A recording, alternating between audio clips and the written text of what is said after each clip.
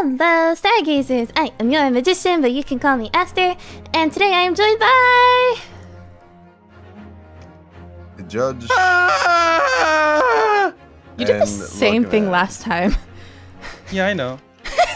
I'm just You keeping do the it same consistent. thing. You say the same thing all the time.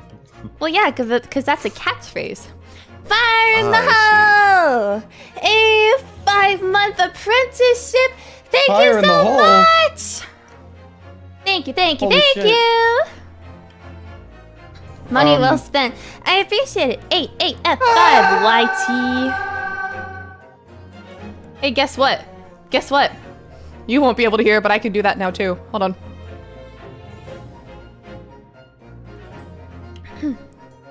Ah! You can? Yeah, let me turn that off. There we go. She's turned down the gain. That's all she did. That's what it sounded like. Bruh. Oh no, Aster fell. Oh, audio controller. Oh, I see. Yeah, you can't hear it unfortunately because it's software, not hardware. On OBS specifically. Anyway, So guess what, everybody? Before we begin, I have something fun that I want to tell y'all that is actually not very fun at all. Oh wait, I need to get the death counter off my stream. We're not playing Ender Lilies anymore. But 69. 69. Nice. Yeah, that's where I ended it last time. Nice. Shut up. So it's like really hot in my room right now, right? It's like 70 degrees Fahrenheit outside, which is a very reasonable temperature. And I was like sitting in my room and I was playing games with bros earlier actually. And as I was playing, I felt myself get lightheaded, like I almost passed out. And I was like, what the hell? That's so strange. That never happens to me. And so I checked the thermostat and it was set to heat. And I was like, why? No!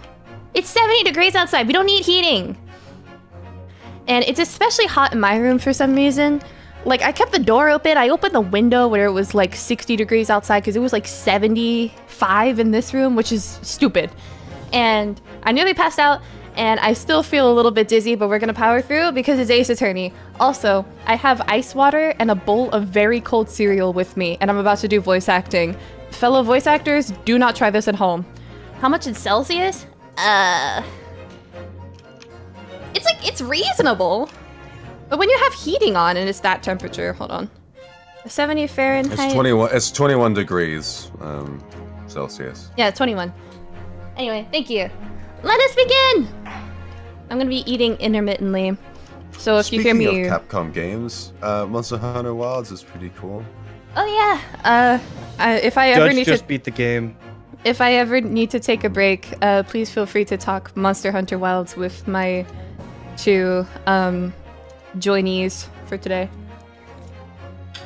Joinies? You too.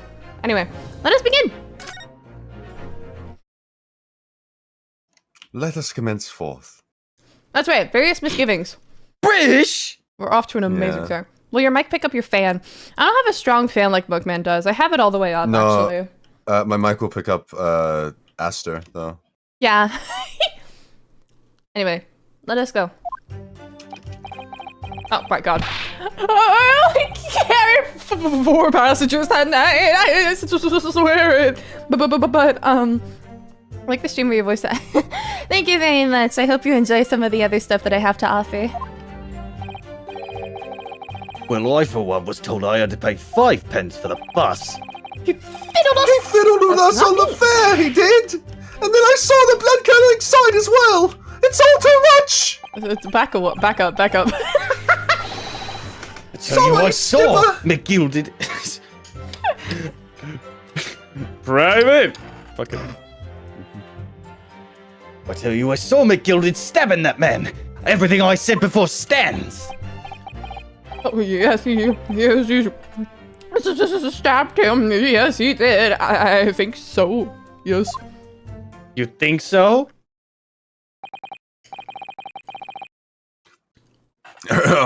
Oh, look at this fucking move. That's the warm-up line. Let's go. Yeah, yes. Counsel, make sense of this for me, please. The phantom fifth passenger, conjured into existence by my learned Eastern friend, never existed. The confusion has arisen from the coachman's sly little cosenage. I don't know how to pronounce that either.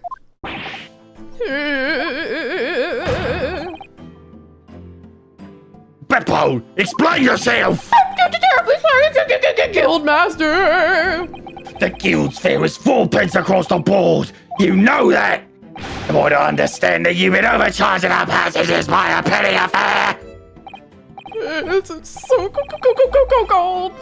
And the last run of the day is always half empty.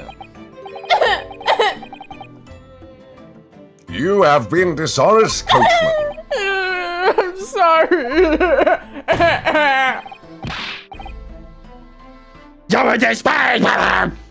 Disgrace! And you're representing and put dishonor on the entire guild!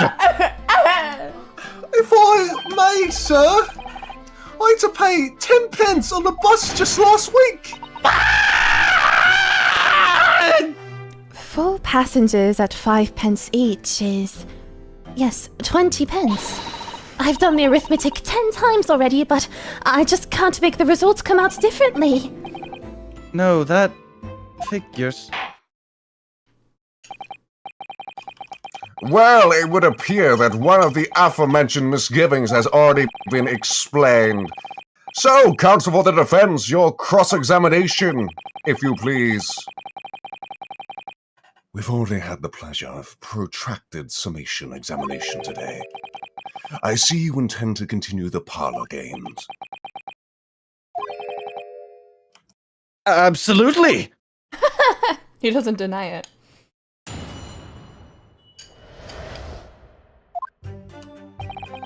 Okay. But we had to pay 5 pence. So I'm thinking press here. Stands. Press here and press the last one, because Right? like that like I think so ain't gonna fly. Mm-hmm. I'm gonna smack him. So you saw the defendant, Mr. McGilded, stabbing the victim, Mr. Mason, who was sitting next to him? That's what I said, isn't it? It was bothering me before, this was. For just a brief moment, he hesitated before answering the question. Anyway, there was only the two of them inside the carriage, wasn't there? There's been much talk of a fifth passenger, but as yet, zero evidence. Then what are we wasting all this time for, eh? It's black and white. The man's guilty.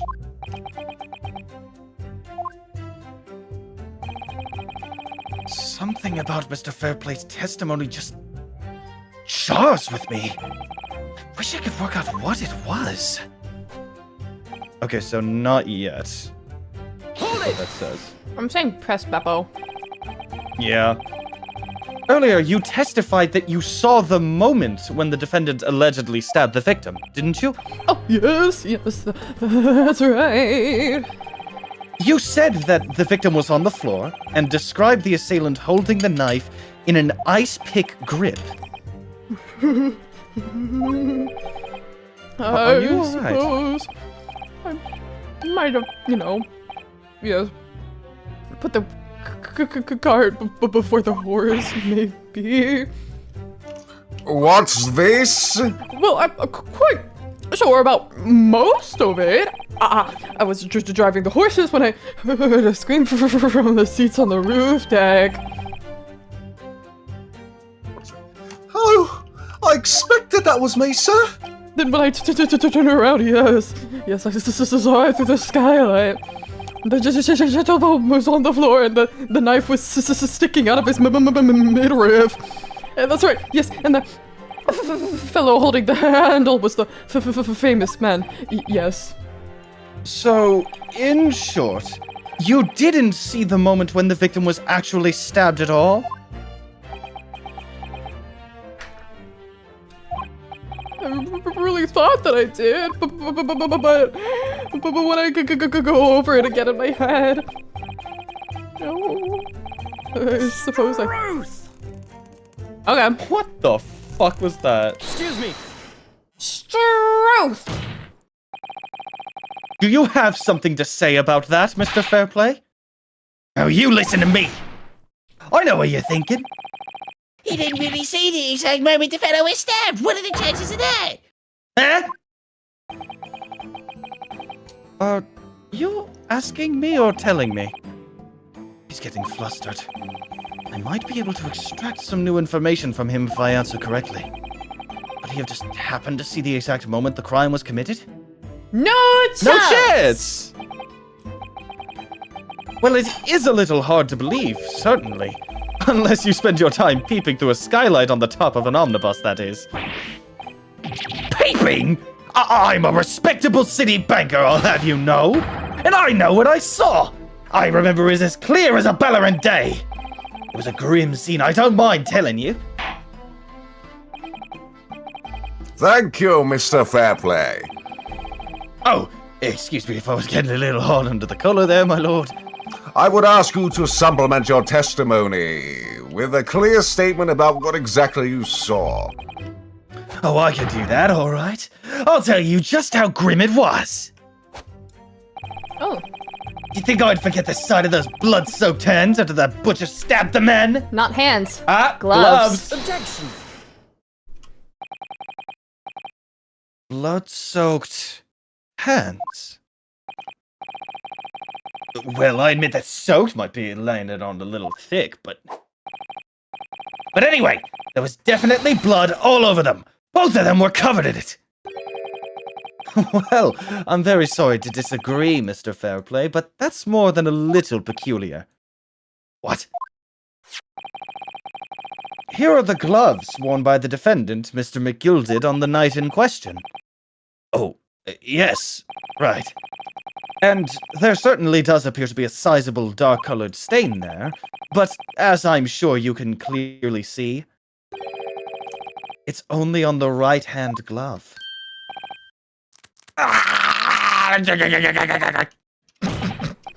In short, Mr. Fairplay, your testimony is inconsistent. But no, that can't be right. So you're the liar here then? That's right. You were quite clear about it. You said it was both ends. Mr. Fairplay, if your last statement was a lie, it calls your entire testimony into question. You say you saw the moment the victim was stabbed, but is that really the truth?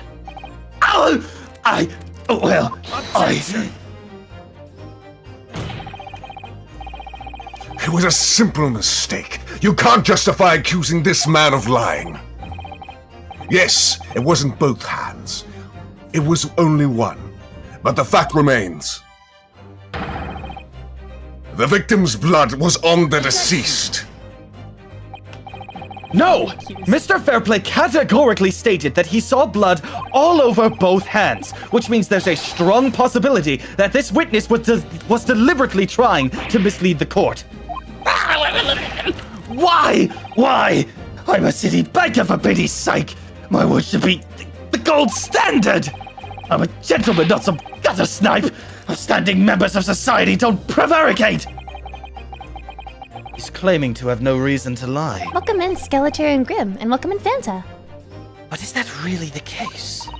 Mr. Naruhodo, if we had some evidence to explain why Mr. Fairplay might be lying, it could turn the tide in this trial completely. Something to show this man has a compelling reason to lie in his testimony. I have evidence! I mean, we probably have evidence. I don't know what it is, though. My lord! Yes, counsel. The defense is ready to present evidence. By Jove! Are you sure? Yes, evidence that will clearly demonstrate why Mr. Fairplay had reason to lie in his testimony. I love how he keeps screaming. Very well. I hereby call on the defense to present its evidence. We should examine our evidence. My The guess would be evidence the that demonstrates a debtor's ledger. motive for the witness's alleged deception is... Oh, this portfolio must contain all sorts of secrets from London's gentry. Oh dear. Do you really think we ought to look inside? Well, it's not as though we know of any of London's gentry personally, is it? Apart from our great detective friend, perhaps.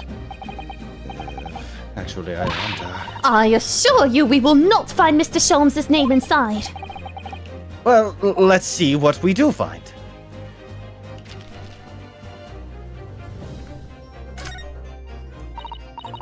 Gosh, it's crammed full of gentlemen's names, isn't it? Well, I suppose they're probably not all gentlemen at all, are they? After all, not everyone in this country is well off.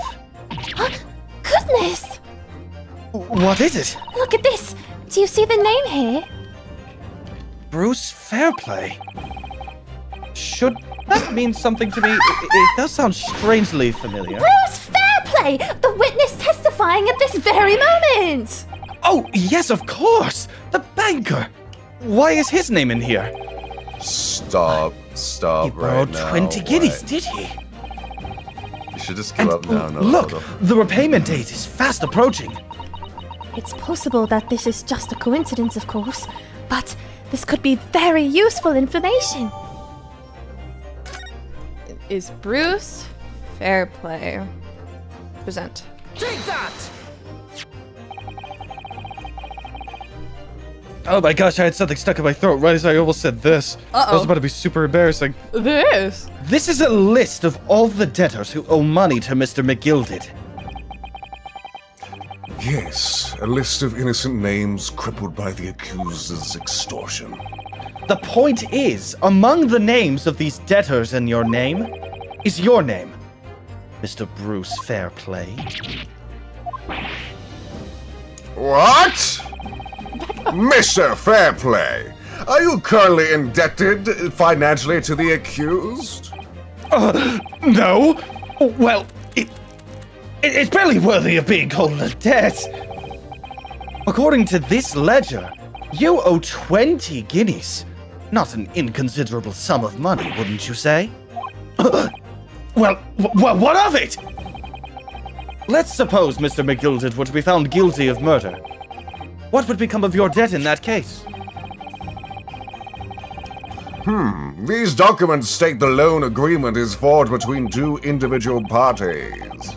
Therefore, were the creditor, the defendant here, to be sentenced to a capital punishment, all outstanding debts which were owed to him would be annulled. They would cease to exist. Cease to exist! Mr. Fairplay, is it not the case that you claimed in your testimony to have seen something you never in fact saw, in a devious attempt to annul your debt of 20 guineas to the defendant?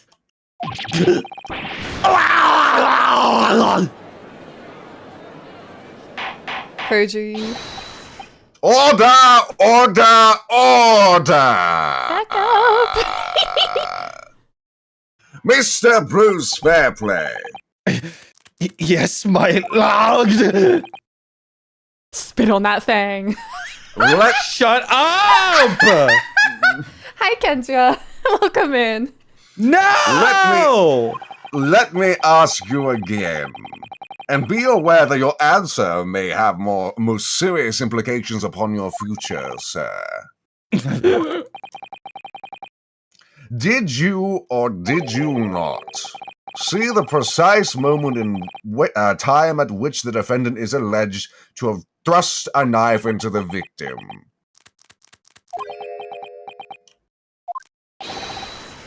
Your silence speaks volumes. You did not tell the truth in your testimony. Right, let's not make a melodrama out of this.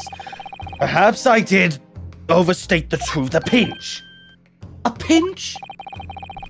But it makes no difference. I definitely remember seeing blood on Mr. McGilded's hands.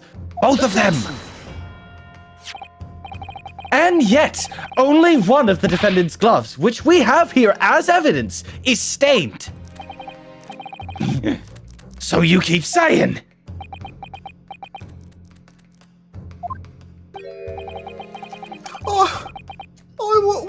if I might be allowed to speak, sir. Go ahead, Mr. First. Well, the thing is, I think I remember seeing it myself, as it happens. Seeing what? The blood, sir, on the assailant's hands. I think... Yes! I'm almost sure that it was on both of his hands! Not just one! What?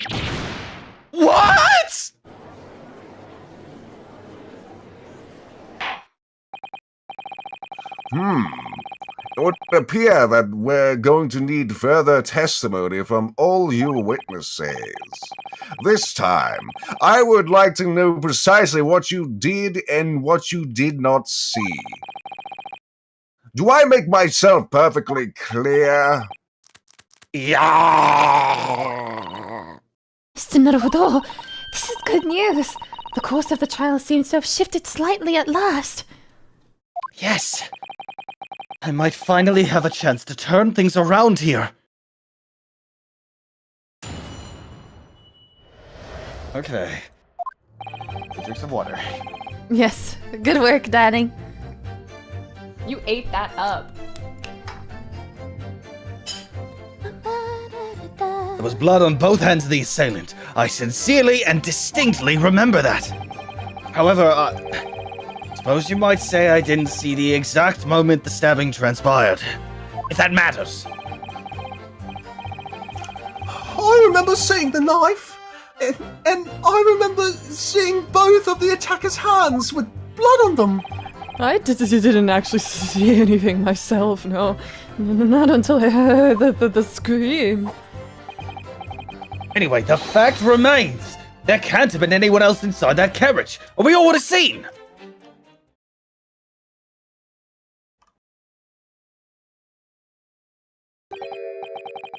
Well, lo and behold. Back up! Well, lo and behold. There we go. In truth of the fact, not one of you was witness to the crucial moment the crime was perpetrated.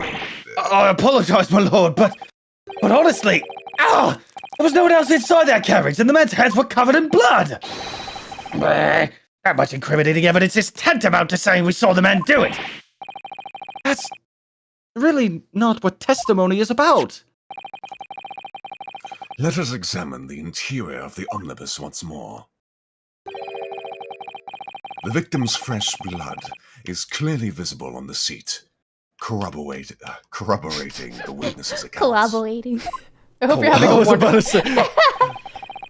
In other words, there was no substantial. It's okay, Judge. We love you. In other words, there was no substantial nor significant change in the facts of the case. Very well. Your cross-examination, please, counsel. Yes, my lord. Okay.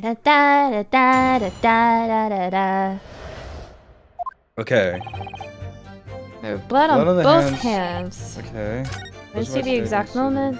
I saw the knife and saw both of the attacker's hands with blood. Didn't see anything until I heard the scream. There can't have been anyone else inside of the carriage, or we all would have seen.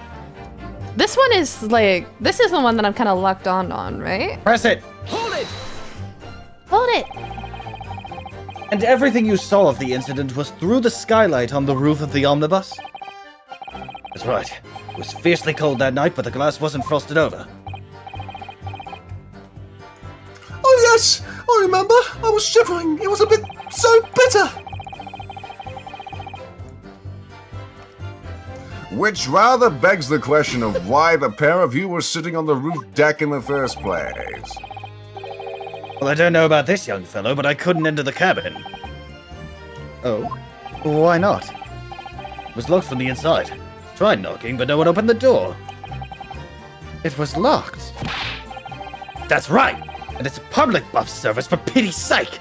That's not what I call fair play! Yes, I had exactly the same experience. I tried knocking, but the gent inside just gestured at me to clear off. So I had no choice but to climb up on the roof deck and looked down longingly into the warm cabin below. Well, I can assure you I wasn't just looking down. I was glaring long and hard. Okay. And that's precisely why I can tell you with absolute confidence that if there was anyone else in that hole in the cabin, I would have noticed. Thank you. Unequivocal, I would say. Why is like everybody else so loud, but then Von Zieks is like way too quiet? Because he speaks softly. He does. Oh, thank you. Unequivocal, I'll say. He speaks softly but carries a big stick. Sorry. I don't think that phrase has been invented quite yet. I'm not sure about these two witnesses. They might not have been able to. They couldn't see everything. Allow me to confirm one thing, Mr. Fairplay. Hold on, we have a bun fact. Bun fact. Saltwater taffy is not actually made underwater. I mean, I kind of figured. It is not made with significant salt, if any. It got its name due to a candy shop being flooded with water from the ocean in 1883. This coated all of the taffy in seat water, and the owner joked he had saltwater taffy, and it just stuck. Huh. That's cool. Thank you for the bun fact. I appreciate it. You were riding this omnibus and witnessed the events in the cabin through the skylight and the floor of the upper deck. Is that right? That's right, yes. In that case, there is a portion of the cabin interior that would have been out of sight for you. What? By golly! Really? Obviously, at this stage, we can't say for sure. But the possibility cannot be denied that at the time of the incident, there could have been another passenger in the enclosed cabin of the omnibus. Enough hypothetical meandering, my Nipponese friend. The prosecution demands that you substantiate your claims. After all, the scene of the crime is here, in the flesh. Very well. I will uphold the prosecution's demand. You will identify the area on this cross-sectional plan of the omnibus. Where exactly in the omnibus are you suggesting that this potential extra passenger could have been situated? Like here-ish. Take that! Both rows of seats on the roof face in the direction of travel, whereas the seats in the enclosed cabin face each other. Which means the visible part of the cabin, which passengers? Yes, which passengers on the roof deck can see through the skylight, is as I've drawn here. Ah! That's right, my lord. Thank you.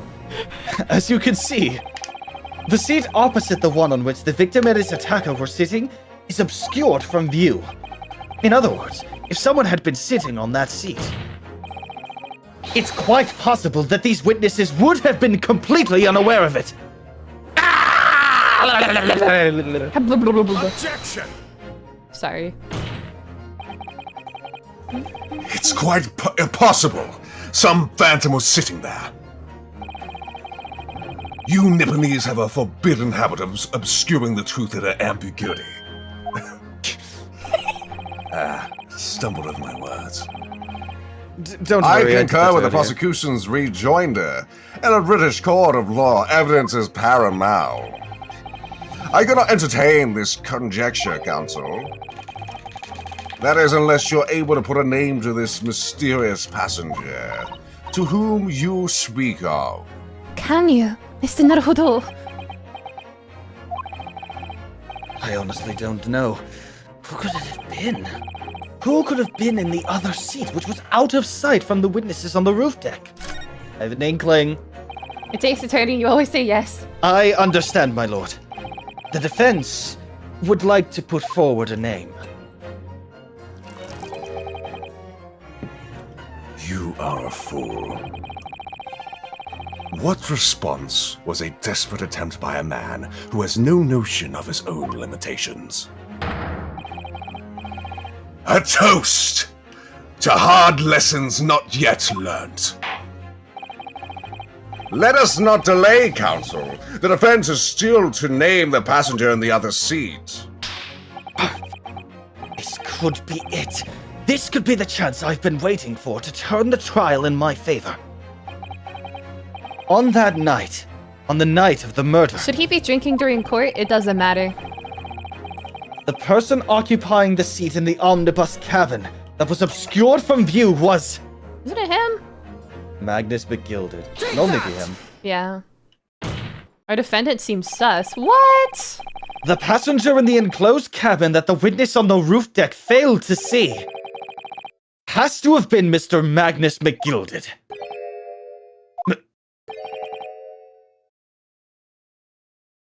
McGilded?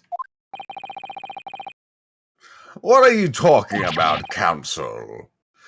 That's the name of the defendant! Objection! Yeah.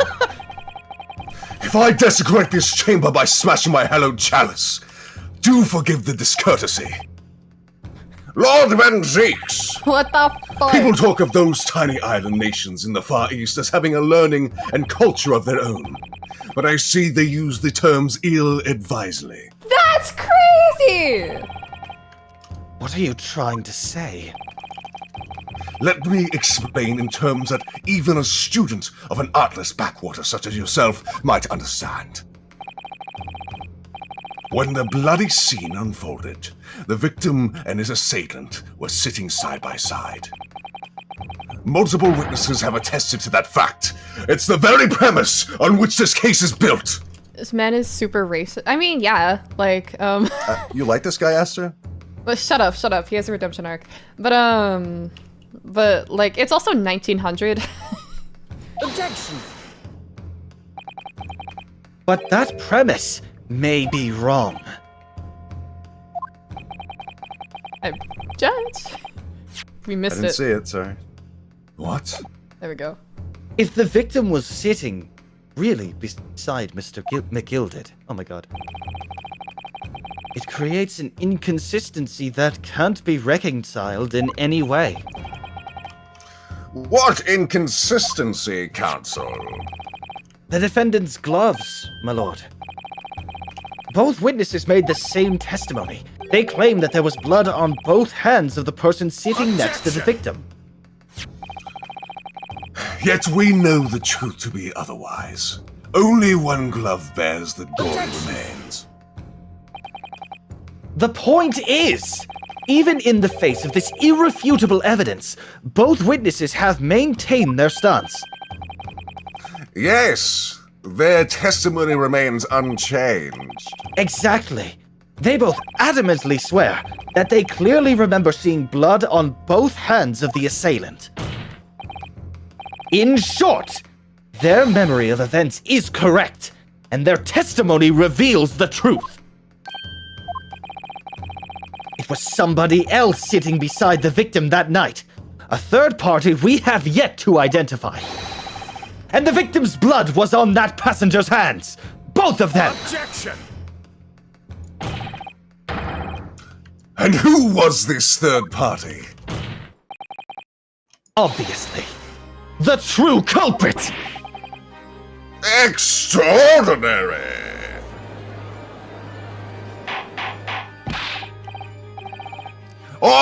Order! What exactly are you postulating?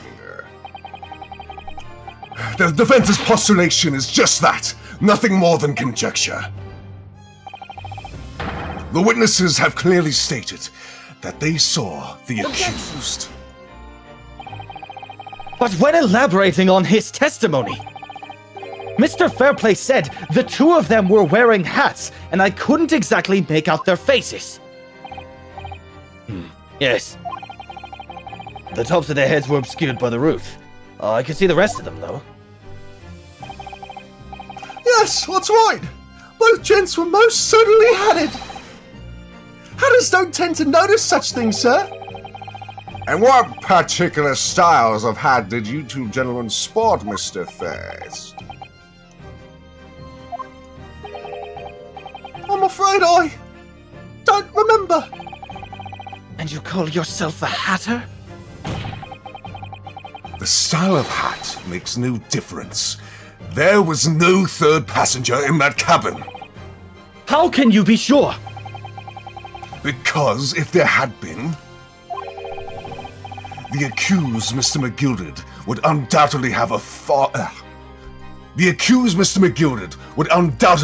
offered to dispose that fact. Unless that fact is, you are proposing an even more preposterous explanation. That the accused failed even to notice the presence of the true culprit in the very cabin in which he traveled.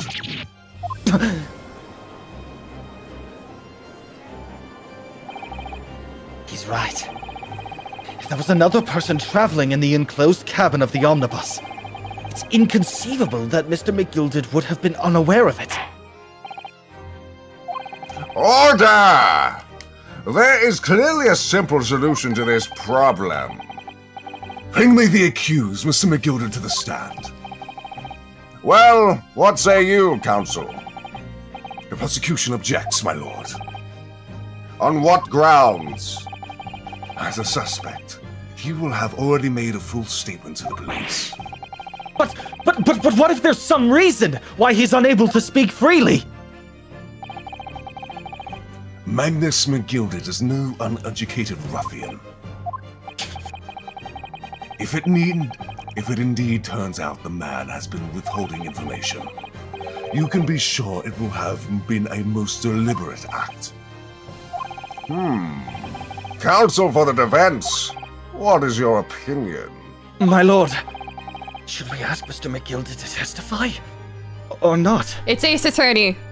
Demand it! Yes, we need to hear what he has to say in order to find out the truth. The defense would like to call Mr. McGilded to the stand. In that case, I would like to hear the opinion of the jury. Oh yes, I need a little more time to consider this. If you ask me, I think we should hear what Mr. McGilded has to say. Get the man out of here, I say! It would be utterly illogical not to hear his testimony. With something needs doing, get it done! That's how I run things as a girl. Hearing what the patron of my favorite little park has to say? Oh yes, that would be lovely. First, the jury says this man must be heard. Very well. The court will hear the defendant's testimony. Bailiff, show the defendant to the stand at once! Look at that fucker move. Now, maybe what actually happened that night prosecute. will finally become clear.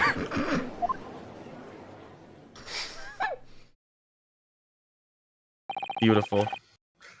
Let proceedings be resumed. Mr. McGilded, have you been listening to the discourse of today? I need to constantly be ignoring how court actually works for these guys. Of course you do! It's fucking Ace Attorney! These games are absolutely insane. Listen, right? People say, like, it's kind of a common misconception that, like, oh yeah, Shu Takumi kind of based it off of, like, a mix between the Japanese legal system and the American legal system. No, totally false. Shu Takumi made it the fuck up, Senator. Like, none of this is based in any form of reality. Just sit back and enjoy it. It's silly.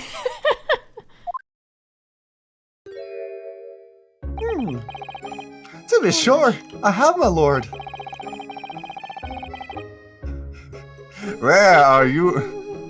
There are now two matters on which the court desires to hear from you. Why does your voice sound like that? Takumi source, dude, trust me, bro. Well, I'm from Ireland. Yeah.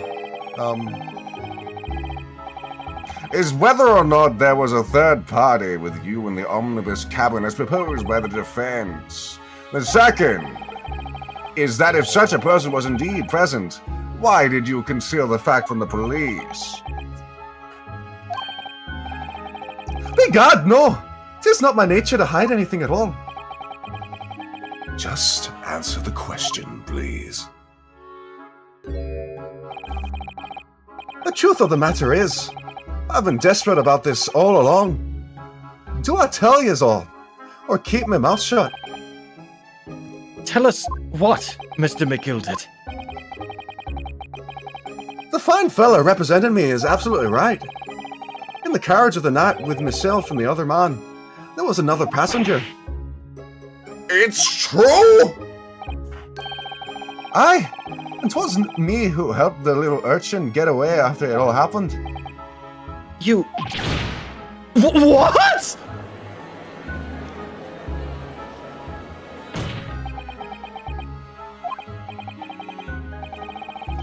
No, Magnus McGilded. That convenient excuse can't save you now.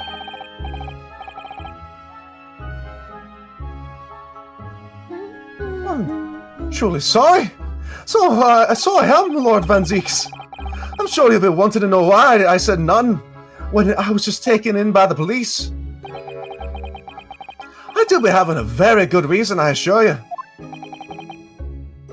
Which was? Well, the little child was just in the wrong place at the wrong time, and not in any way involved, you see. What? If the police had known that the wee one was there, they'd have assumed she'd done it. They'd have hauled her into the they'd have hauled her into the courtroom, into this here courtroom, just like myself. I was only trying to spare her that. Young hearts and young minds are easily damaged, my lord.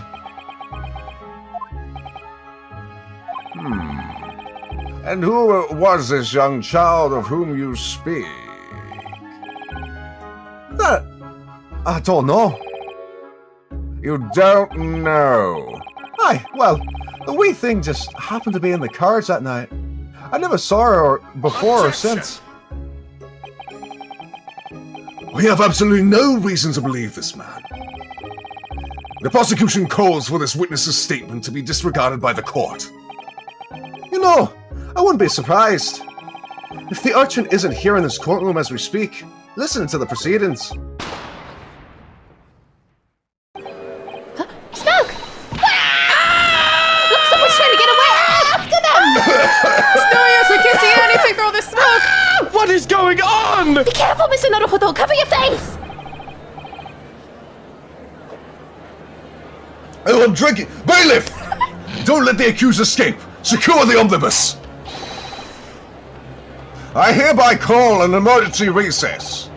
Bailiff, ensure the defendant is in custody and clear of the courtroom. We were hurriedly removed from the smoke-filled courtroom by the bailiff. Amid scenes of chaos as people stumbled over one another in their desperation to flee the chamber. We had no idea what was happening. All we knew was that, for the time being at least, the trial was suspended. And here was the to be continued, so... Yeah, it was a bit long. I think last time it was good that we stopped where we did. La, la, la, la. But this should be the final part, you'd Yep. think, right? Part 3? Yeah.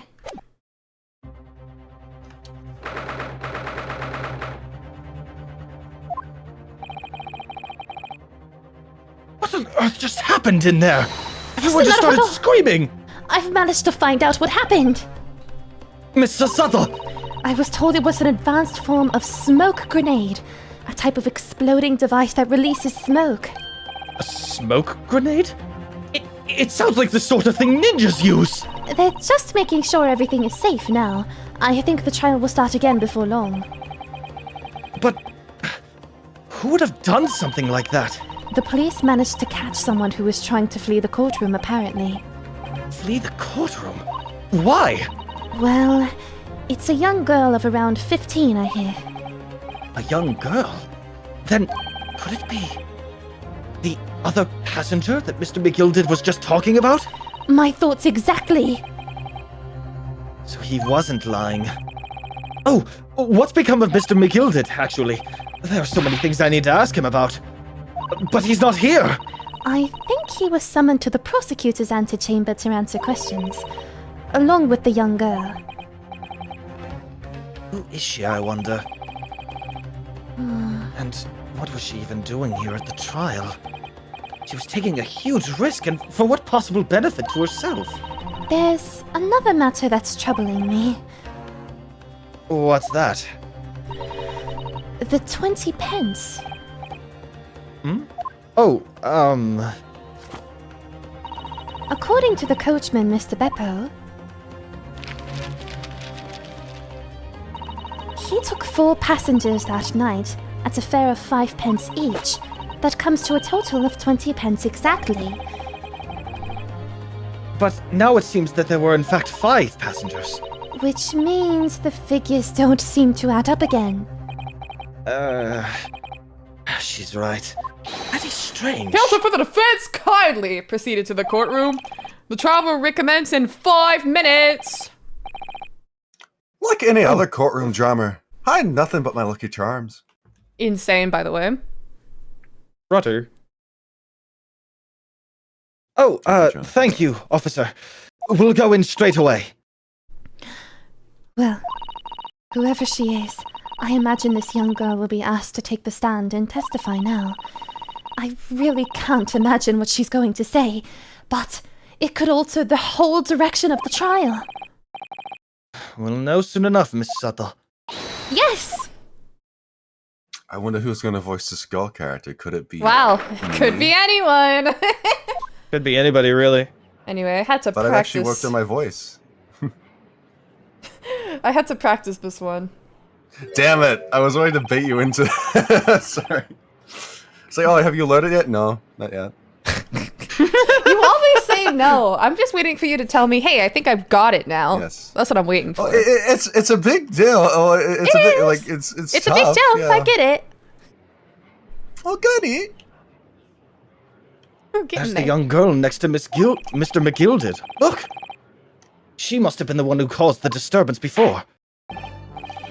Well, after that rather eventful recess, the court will now resume the trial of Magnus McGilded. What the fuck just happened? Now then, Lord Van Zees. My lord. I believe you have established the cause of the smoke which veiled proceedings earlier. It seems to have been an advanced form of smoke grenade, of the sort typically employed by the army.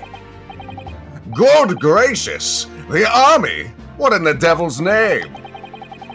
It was an elaborate attempt by the young girl to cloak her escape from the public gallery. But she was caught. And now occupies the stand. Your name, girl?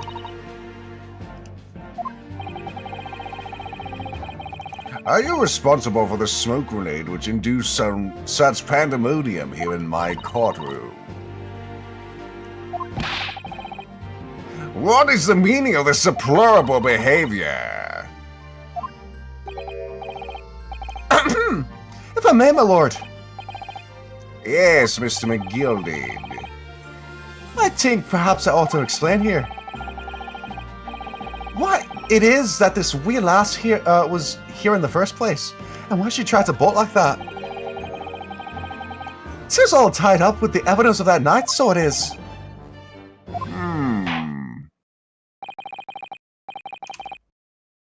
Very well, Mr. McGilded. Give your testimony. You will explain to the courtroom exactly how this young woman is involved in this case. Just what did happen that night?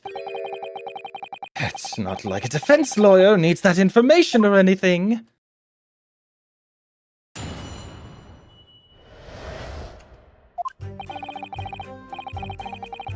On the night in question, I took the back seat in the omnibus and promptly nodded off.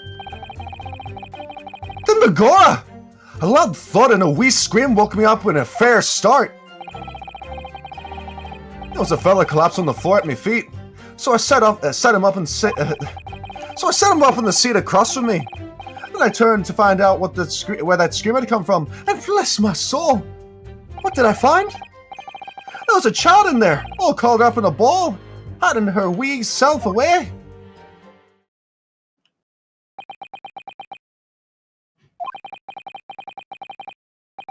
I remain somewhat baffled, I confess. But from what I gather on the night in question, this young girl was indeed riding the Omnibus. Is that correct? It is exactly as the defense counsel said. This last was the 5th passenger, my lord.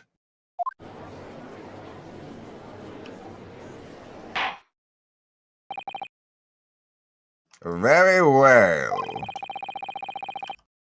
The defense may now cross-examine the witness. Are you ready, counsel? Yes, my lord! Or rather, no.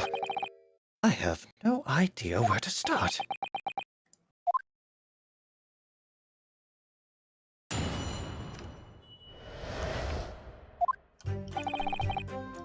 Took the back seat, nodded off, and Pecora! Where? You say she was hiding herself? Aye, that's right. It was hard to see the dim lamplight, but she was all curled up in a wee ball when our eyes met. My heart nearly stopped beating in my chest. You're really overacting this. Still in all, I pulled her out from under there and set her up on the seat opposite so I could have a wee chin wag with her. The seats opposite? That's right. Just next to the dead gentleman there. Insane. You sat this girl next to a corpse, sir? Well, as I'm sure I mentioned, a gentleman in my position could all too often find himself in mortal danger. So, I needed to find out who this urchin was, you see. And while I was in the middle of talking to her, I heard another scream. I felt his voice this time. Presumably that scream was Mr. First, who is sitting on the roof deck seats. Oh my goodness! You're right, you are. Again, I would say, sir. I'm getting red flag vibes from this Lucky Charms looking ass. Y'all are saying this, but like this is Ace Attorney. Like, we don't defend like guilty people in Ace Attorney. Yeah, when has the defendant ever been guilty? Exactly.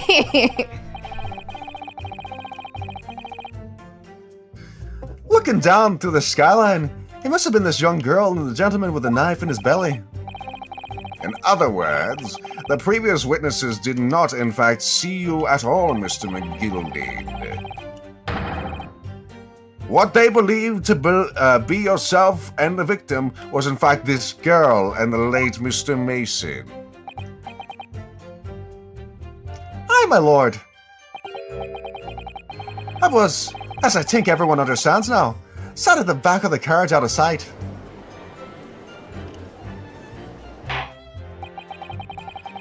It is certainly plausible. The defendant is somewhat diminutive in stature. Ah, no spoilers, Shade. And readily confused, perhaps, with this young girl. After that, of course. Removing just for spoilers, don't worry. With the scream from a gentleman over us, the driver, realizing something was wrong, pulled up the horses. I do wonder how you must be feeling, Mr. Naruhodo. Being the defendant's lawyer and yet finding myself as stunned as everyone else at his testimony, let's just say it's trying. We certainly had precious little time to talk to Mr. McGilded before the trial. But we mustn't be dispirited. We must just try to learn all the facts we can. When we arrived in London this morning, I didn't see my day panning out like this. Mr. Naruhodo, no grumbling, even in your head. How did you know? My bad. Yeah, don't worry about it. I guess we have to press everything? Hold it! Yeah, try pressing everything, why not? And when you first got on the omnibus, were there any other passengers already on board? There was not. The cabin was empty. Okay. And there was no one on the roof deck either. You were the first passenger, as it were. I see. Those two. Who's those two? Aye. And that's why I took back. Aye, and that's why I took the backside as I did. It's the most comfortable, so it is. What? Could you explain exactly what you mean by the backseat? Real. By all Like, means. the backseat gamers? This is how you already described it earlier. Real.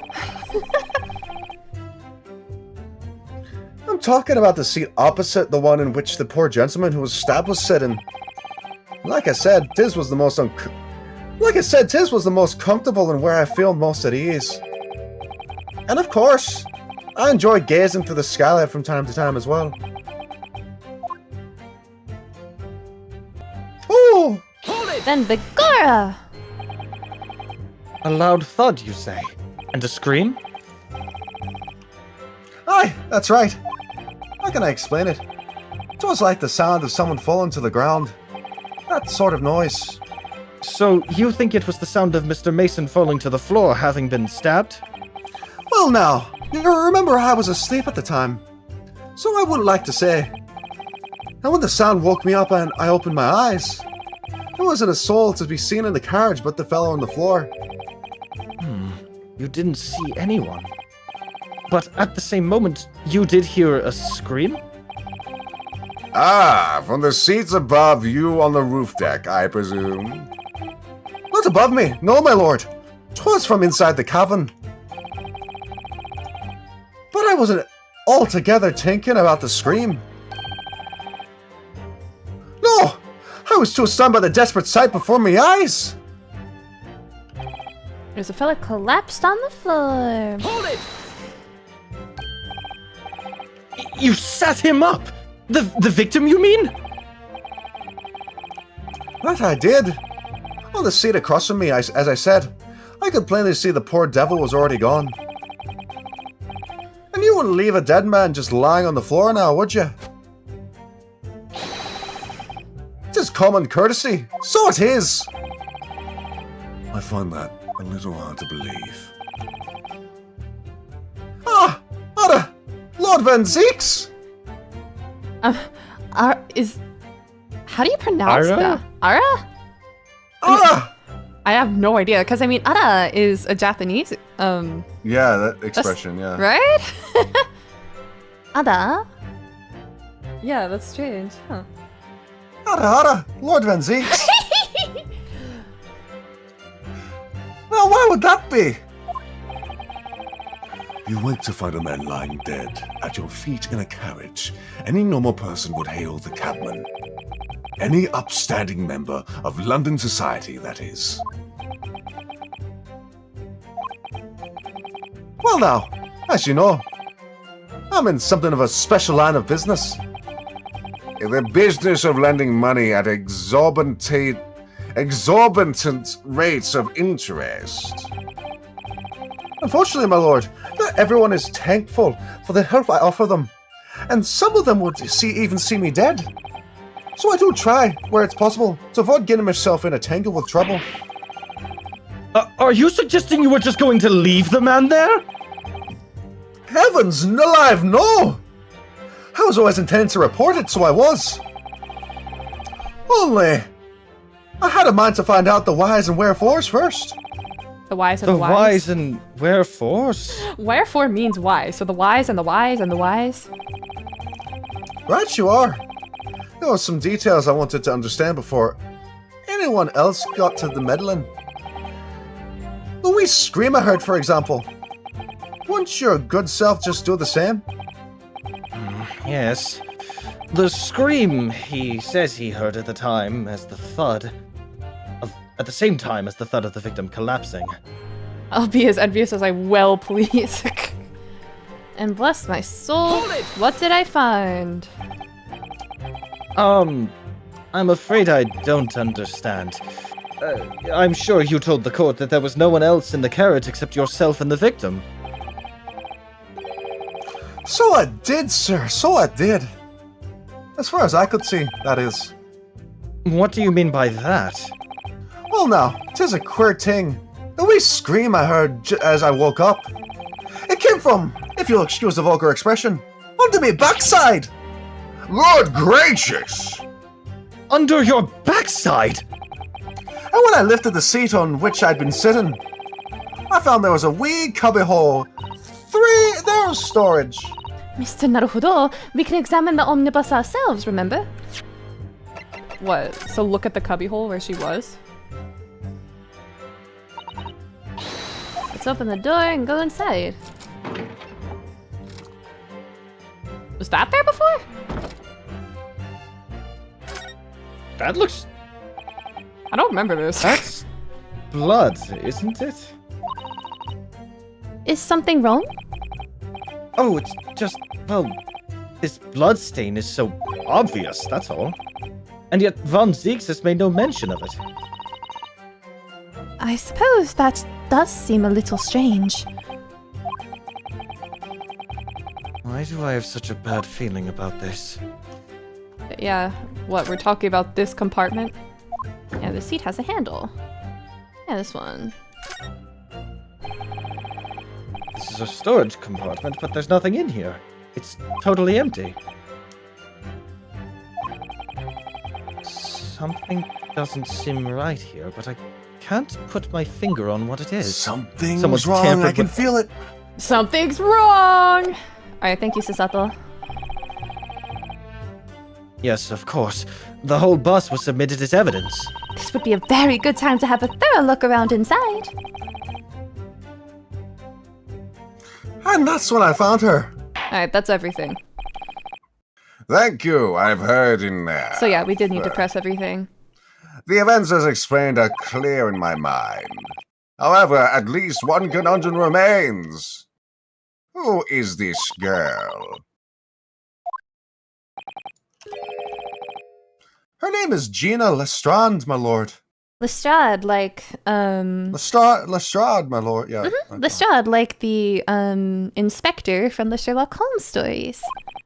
Oh my god. She is a chancer. Earns her crust among large crowds of reveling people of their purses. Relieving. Relieving people of her purses. I'm sorry. What's commonly called a pickpocket? What? Bitch! This girl here, a petty thief?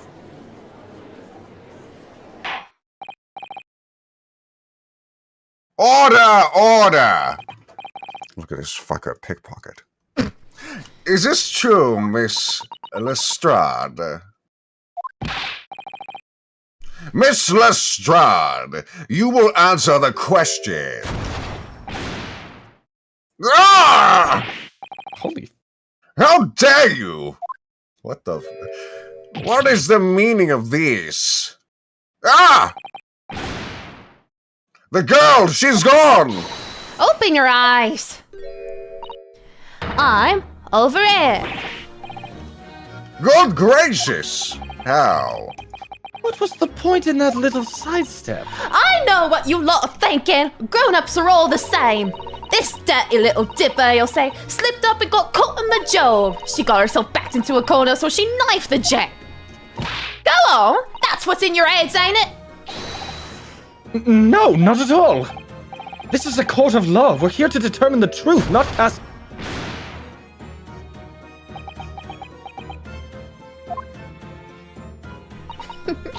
Look, knives are for cowards. Only thugs use weapons like that. All I need for what I do is these fingers. I'm a professional, all right? Maybe not in your eyes, but I got pride in what I do. Let me guess. You don't count smoke guns among weapons for thugs? Oh, this? Yeah, this was in a bag I lifted the other day down where they keep the four-wheel drags. It's nice, isn't it?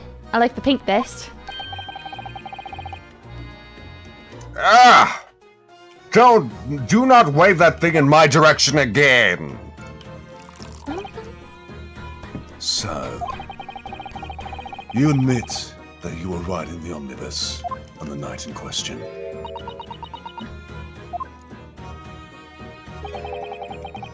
It is alright, lass. You can tell them the truth now. Alright, yeah. It's just like the Irishman said. The court accepts this girl, Miss Gina Ledstrand, as a valid and significant witness in this case. Accordingly, young lady, we will now hear from your testimony, if you please. Just casually has a Glock in the court. I mean, it's a smoke gun, but... Like, makes a slight difference. Welcome in, Jellybear. Personally, I wouldn't assault the judge and defense lawyer. She's just being quirky. Don't worry about it. You can't just say that because your name is Judge. I mean, Francisca uses a whip as well. Yeah, exactly. My friend at law school proposes that the judge is into it, so that's why he allows it. Yeah, exactly. That's what I was thinking. Also, I mean, we also saw Asogi literally cut the prosecutor's hair, so let girls have fun. Literally. Thank you, Fanta. You will tell the court exactly what happened in the Omnibus in the night in question. Alright, if I have to. You have to, yes. Yes, Gina's voice is a challenge. She's even more, like, I mean, societal, I'm making her quite British, but Gina is like a different kind of British, and I did practice it, actually. So I snuck inside the carriage before they hooked up the horses, just like always. But it was a right old waste of time. I got nothing to show for me troubles that night. I tell you can't see a blind thing in that hiding place. It's pitch in there. Then after a while, I hear this loud bang, nearly jumped out my skin, I did, and the scream just came out. It's because of that this swell found me. It did help me get away, mind. Yes, he let you go. I fail to understand why you would let this street urchin go, Mr. McGilded. Oh, 'tis simplicity itself, my lord. You see, she couldn't possibly have killed the other passenger. I knew that for a fact. How? As I'm sure I said before, sir.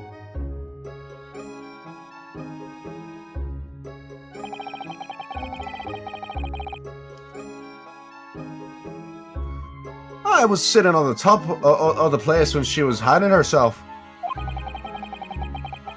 I think a demonstration is called for. One moment.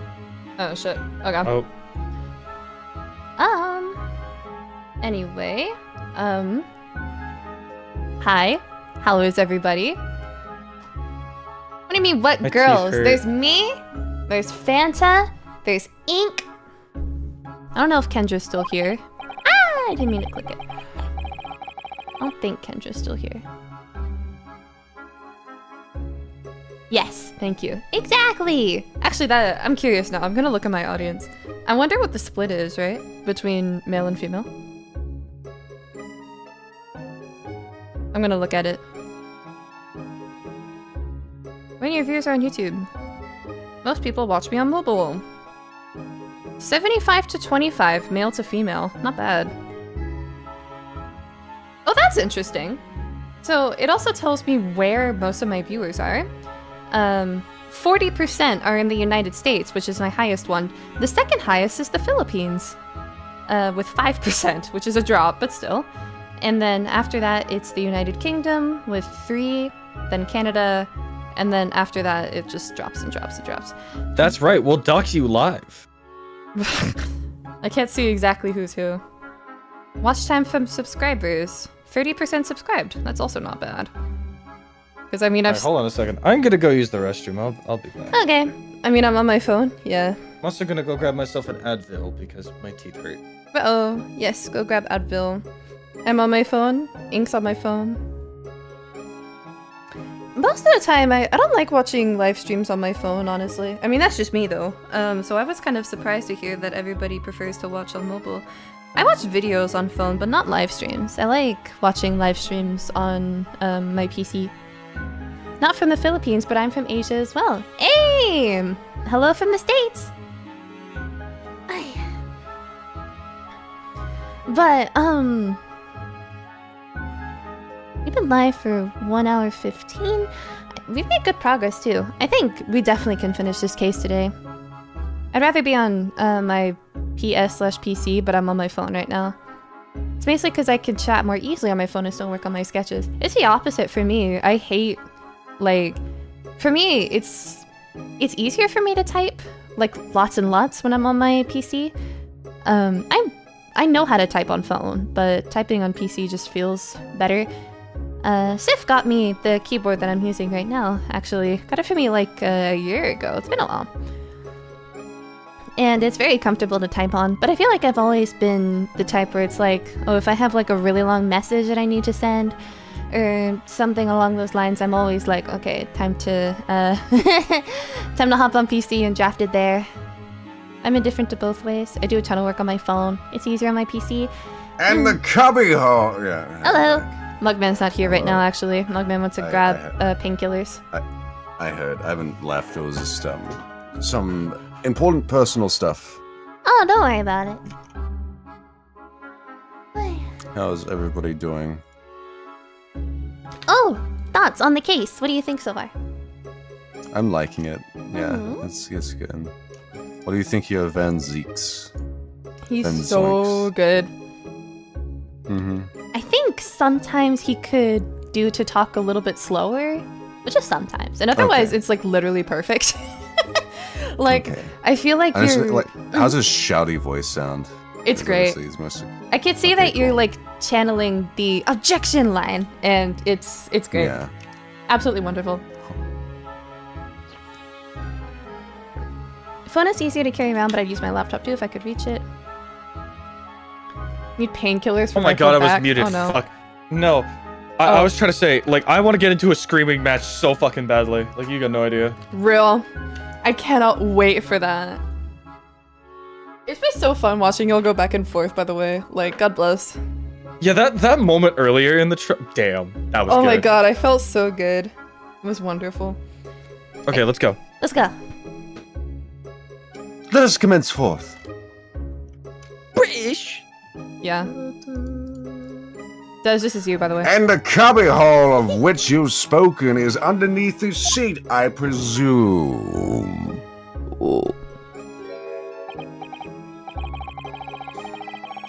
Yes. It does appear just large enough to accommodate someone of this girl's stature. Aye. But of course, the wee lass was stuck in there. Because I'd parked myself on the seat for the duration. Ah!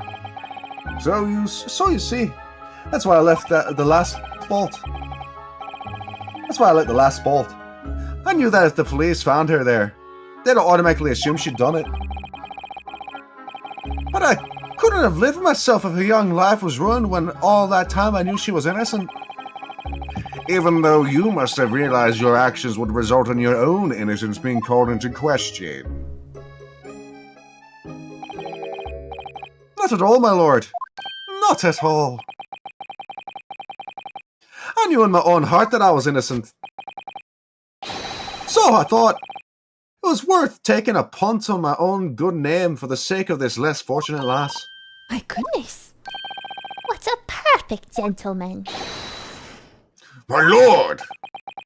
This is a fine example of a man who cannot possibly be guilty of a heinous crime like this. I'm ashamed of myself for ever doubting you, sir.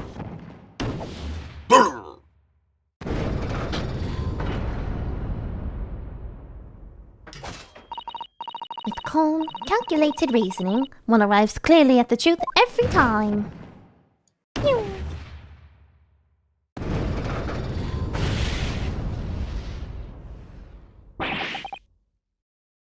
Saints alive! What? Sorry. Saints alive! All 6 members of the jury council in there leaning to the verdict of not guilty. Mr. Naruhodo, this... Well, it must mean It must mean what? that we're victorious! We've won? Are you sure? Objection!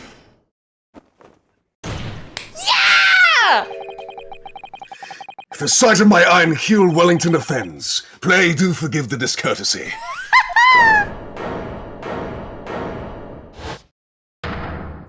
Leg! This is really a consummate example of the one monumental flaw in the British judicial practices. Where evidence and reasoning should be paramount, emotions rule the day.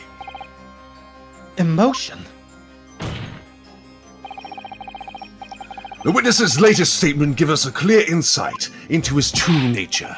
What do you mean, his true nature? Do you really think Scotland Yard would have made such a glaring omission? After the incident, the Omnibus was comprehensively searched by officers of the police. Obviously, the interior of this cubbyhole, as the witness put it, was included in their investigation. The compartment under the posterior seat was full of the coachman's belongings. It's noted in black and white, here in the police report. Good Lord! The evidence has been tampered with. In order to corroborate Mr. McGilded's story, someone has unlawfully removed everything from under the seat. What?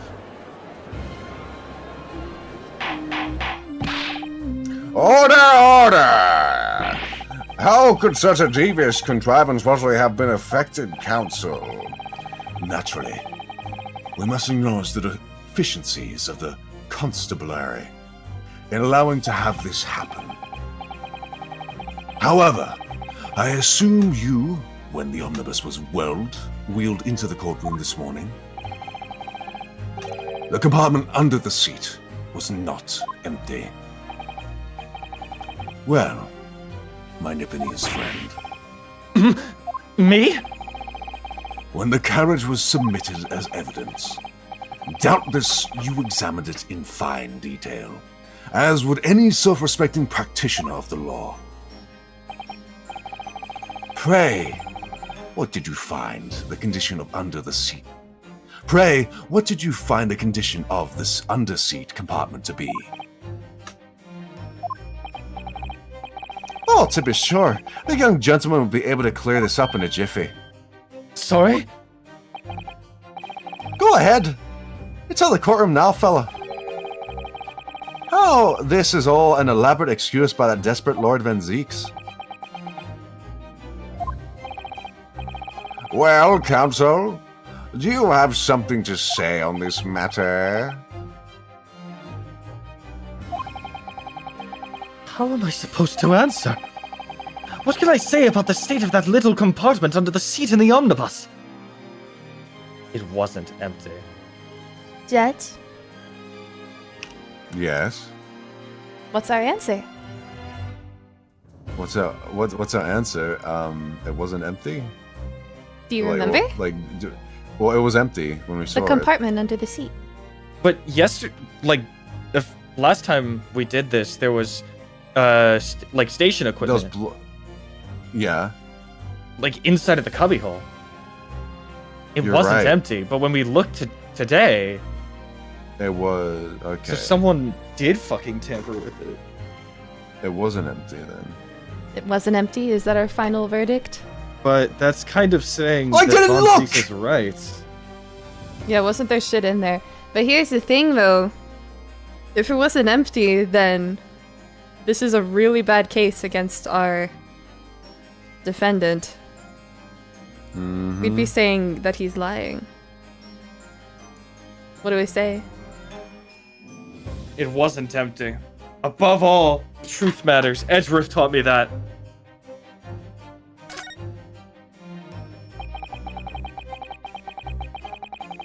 I really don't know if giving this answer is helping my cause as counsel for the defense. But as far as I remember, at least... When I first examined the compartment, I'm fairly certain there were a number of articles inside it. Yes. Are you sure, counsel? You whist? What are you saying now, you daft door? thought you were on my side here!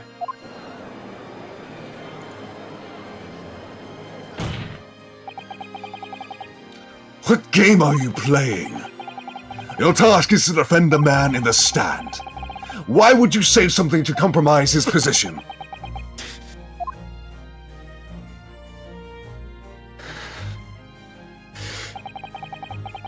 As the advocate for the defense in this trial, I confess I'm still not entirely sure where I stand.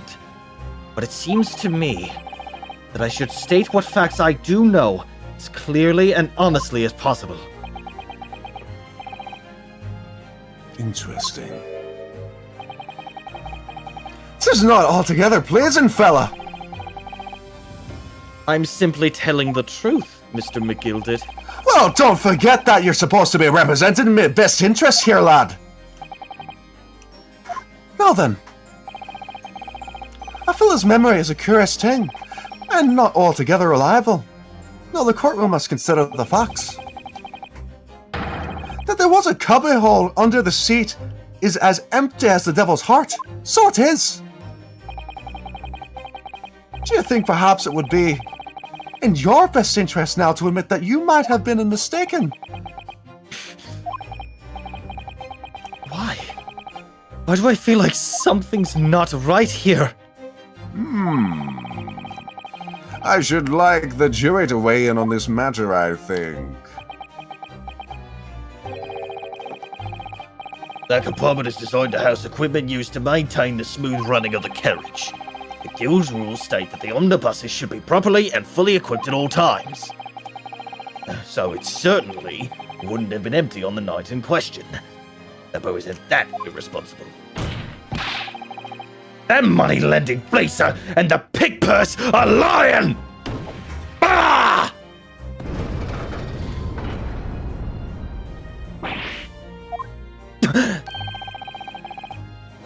I can't believe I was nearly taken in! The stinking rich are always stinkers! Nothing but cowards, the lot of them! What? Oh no. It's a trick! Of course it's a trick!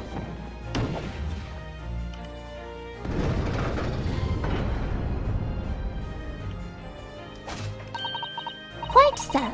I must concur here.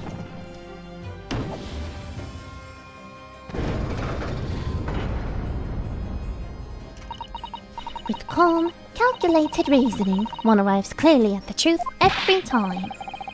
Yes, but every time a different truth, it seems.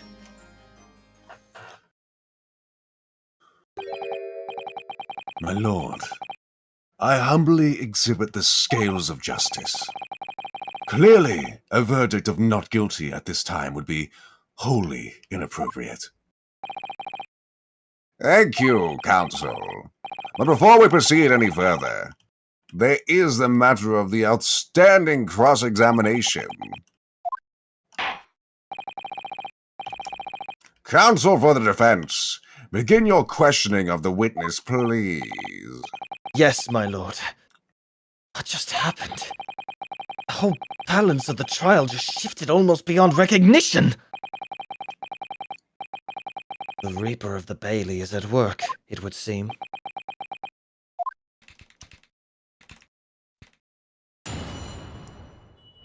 Let's do this. Oh my god, we've gone so far since this testimony. Snuck inside the Jesus, yeah, carriage. that fucking... What a session. Got nothing okay. to show. Can't see a blind thing. It's pitch. I heard this loud bang nearly jumped out of my skin. Because of this, the swell found me. Alright, let's press this. Hold it! When you say a loud bang, do you mean the noise of someone falling to the floor? Could have been, I suppose. I don't remember so well. Point is, it made me jump. And you let out a scream, involuntarily. That's right. And then I felt the cushion over me head get lighter all of a sudden. Presumably when the defendant got up in order to help the victim, yes. Or not.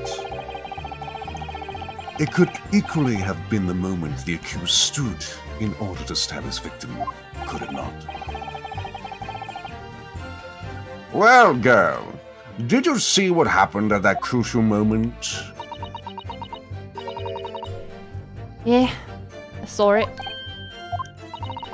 Pushed up the cushion and had a quick butchers while I had the chance, didn't I? Irishman was sitting up, the bloke with a phone on the floor on the seat opposite. That matches Mr. McGilded's account, of course. But then, the fella suddenly turns around and looks right at me. I sucked back down again, but it was too late by then. I never should have risked looking. You sound more Western. Yeah, like I'm Southern. realizing I'm kind of slipping into that. It's not what I'm going for. Shut up. Stop talking. I realize it. I'm gonna fix it. Hold it! Forgot what Cockney sounds like. And when Mr. McGilded discovered you, he pulled you out from your hiding place? I was scared stiff, I was. He dragged me out and sat me down on the seat, no? Next to the victim, Mr. Mason? Yeah. Bloke had a knife in his guts. He was still bleeding. And the carriage lurched a bit and he ended up falling onto me. Ugh, how awful. Both me hands got covered in blood. Made me feel sick as a dog. Both her hands covered in blood. That must be what the rooftop passenger saw. After that, I believe you talked with Mr. McGilded for a while. Is that correct? He asked me some stuff. Wanted to know my name and what I was up to and that. And I heard something from up above. Someone screamed. Yes, Mr. First on the roof deck, one would presume. Well, didn't want no one seeing my face, so I didn't look up. And the horses were drawn up smartish, and this there Irishman says to me, "Get back under the seat. I'll see that you can get away later." All 6 members of the jury had decided the defendant was innocent. For one brief shining moment, yes. It's clear that they're all still very unsure. If we could just find some conclusive piece of evidence along this new testimony, I'm sure we could clinch the verdict we want. Yes, I think you're right. But I have this niggling feeling. Something's bothering me. But I just can't quite put my finger on it.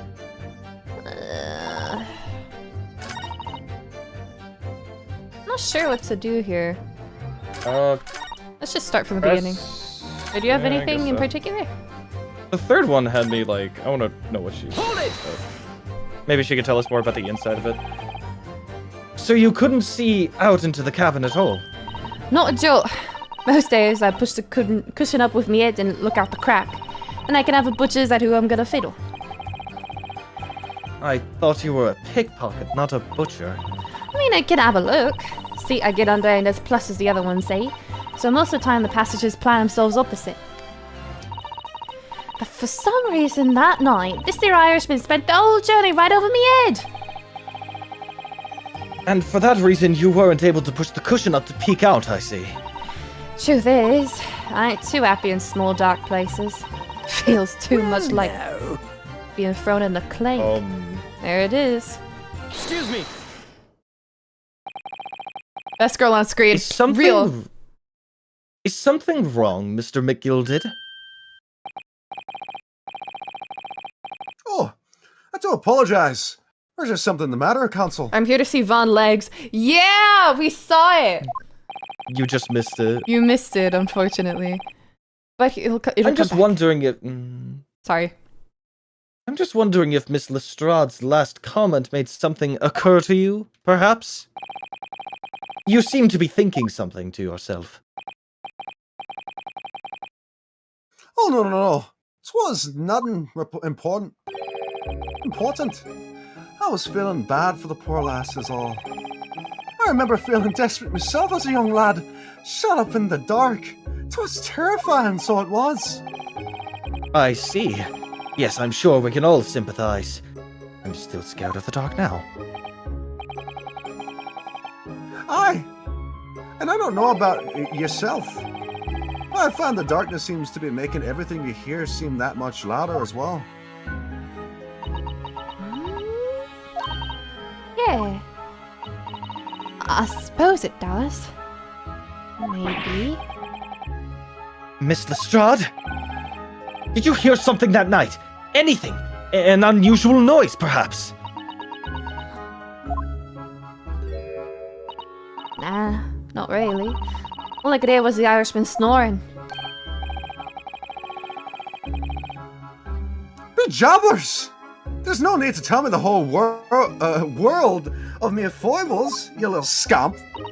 I understood about half of those words. What a pity.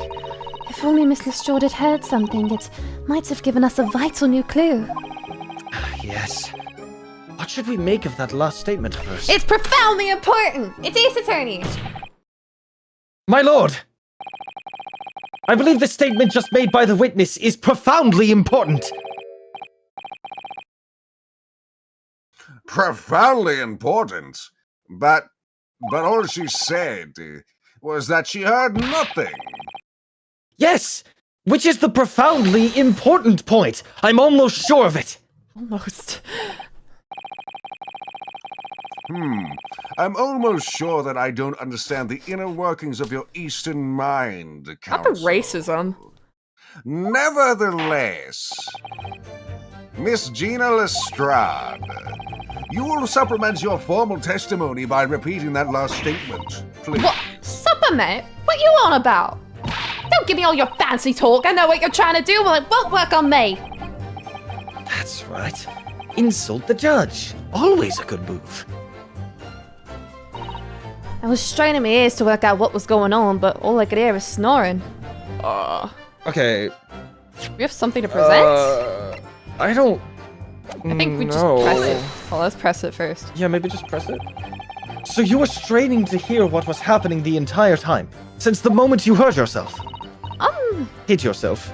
Not exactly, Heard no. yourself. Sorry? Well, there was no one in the cabin to start with. Could just push the cushion up and have a butcher's to see what was what. But then, when I saw this swell getting on, I got my head down so he didn't notice me. And Mr. McGilded sat on the seat under which you were hiding, correct? Yeah, would you Adam and Eve, eh? What a mug! So then, all I could do was listen. I was waiting to jump out of there as soon as I heard him leave, see? But would he? Not likely. Even though we stopped here and there, I never heard the door open. I just had to stay put and listen to him driving his pigs to market, snoring like an old dog he was. Are there any conclusions we can draw from that, I wonder? It doesn't add up! Miss Lestrade, what you have just told the court is clearly at odds with the facts. At odds? Are you sure, man? Absolutely. What now, Jesus? It seems my learned Japanese friend is not as dull-witted as I feared. Get closer, get louder. So Von Zeeks realized it too. My learned slur friend. Jesus. Counsel! I must insist you bolster your claim with evidence, or some complicit party's name at the very least. Yes, my lord! What's up? I expect you to demonstrate this alleged contradiction to the court. According to Miss Lestrade, while she was hiding in the omnibus that night, she heard nothing but the sound of Mr. McGilded snoring. But think, Yonosuke, think! Woo! There's something else she should have heard! Oh, wait. Show a person. Very well, my lord. Allow me to elaborate on a particular sound that Miss Lestrade could not have failed to hear on the night in question. The sound very clearly explained by the presence of the following person. Mason. Take that!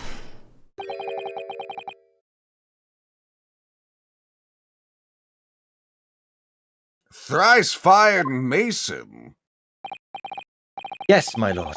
The sound that Miss Lestrade cannot have failed to hear is that of the victim, Mr. Mason, boarding the omnibus! Look at that stance. Yeah. Order! Order! Explain your reasoning, counsel. Miss Lestrand, allow me to confirm something. You claimed earlier that you were the first person on board the Omnibus. Is that correct? Yeah, of course I was. Well, the driver was in the pub, didn't I? Well played, And thank you. The next person to board the Omnibus was Mr. McGilded. That it was. Not a soul was in the cabin when I climbed aboard.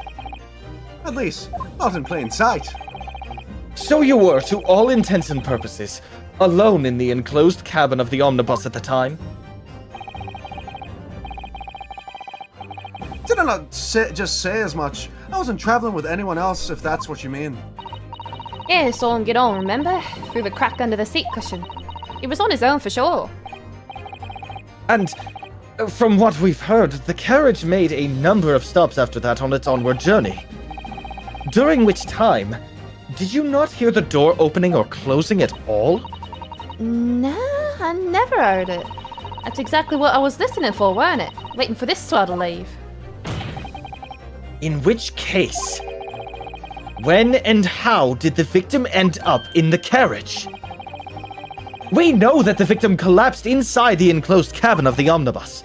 Therefore, Miss Lestrand's statement about what she did, or did not hear, is at odds with the facts! My birthday, Samo. Happy early birthday! Yes, this petty thief's statements was clearly flawed. Closer, louder. Yes, There we this go. petty thief's statement was clearly flawed. Lord Van Zeeks! Felt the distance. Yes, he knew. He knew all too well that there was an inconsistency in Miss Lestrand's statement.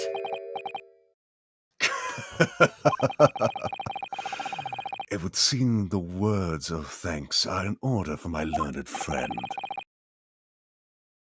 What are you talking about? You have demonstrated matters impeccably. This witness and her colorful statements are entirely unreliable. Her words are inconvenient truths, nothing more. Why? How could the victim possibly not have boarded the Omnibus?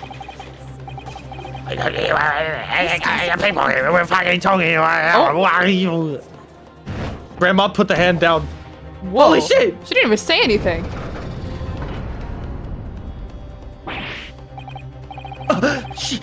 She didn't even say anything! I didn't want to judge the dear little mite just because she has some rather naughty ways, but I must say,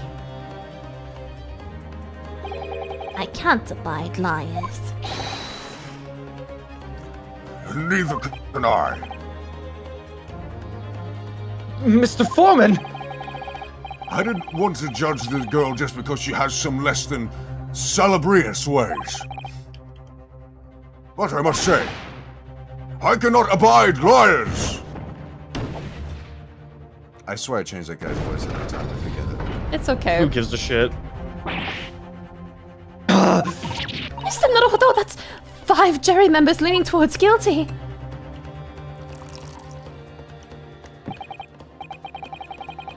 Well, your consideration for others is refreshing, my Nipponese friend. To the considerable troubles you have spared me. Oh my god. He drank it. Yes, very refreshing.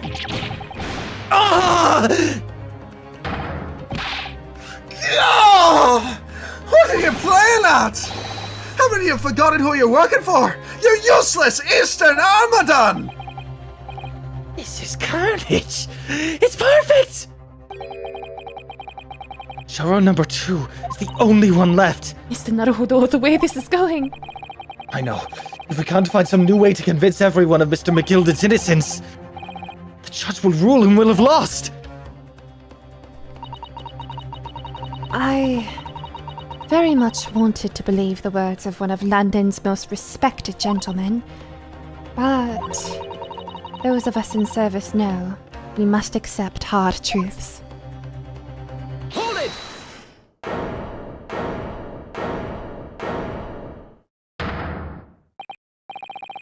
Yes, the witness's last statement seems to have revealed a critical inconsistency in her story. However, if we consider the possibility that her statement is in fact the truth, it may shed an entirely new light on this whole case. What are you saying? Counsel! I'm sorry, sir? Whatever do you mean? Counsel! I will not tolerate you attempting to prorogue my adjudication. I've never seen that word before. Prorogue? Prorogue. Prorogue. Whatever. Someone look it up in the Prerogative. Chat, come on. Yeah, I'm thinking prorogue. Chat, help. Anyway. Explain yourself at once. Pierogi. When the accused boarded the omnibus on the night in question, the victim was nowhere to be seen. Subsequently, the carriage door was not heard opening a single time, as testified by the witness in the stand. And yet the victim's body was found inside the carriage. If this petty thief's words are to be believed, how do you explain the victim's miraculous appearance inside the cabin of the omnibus?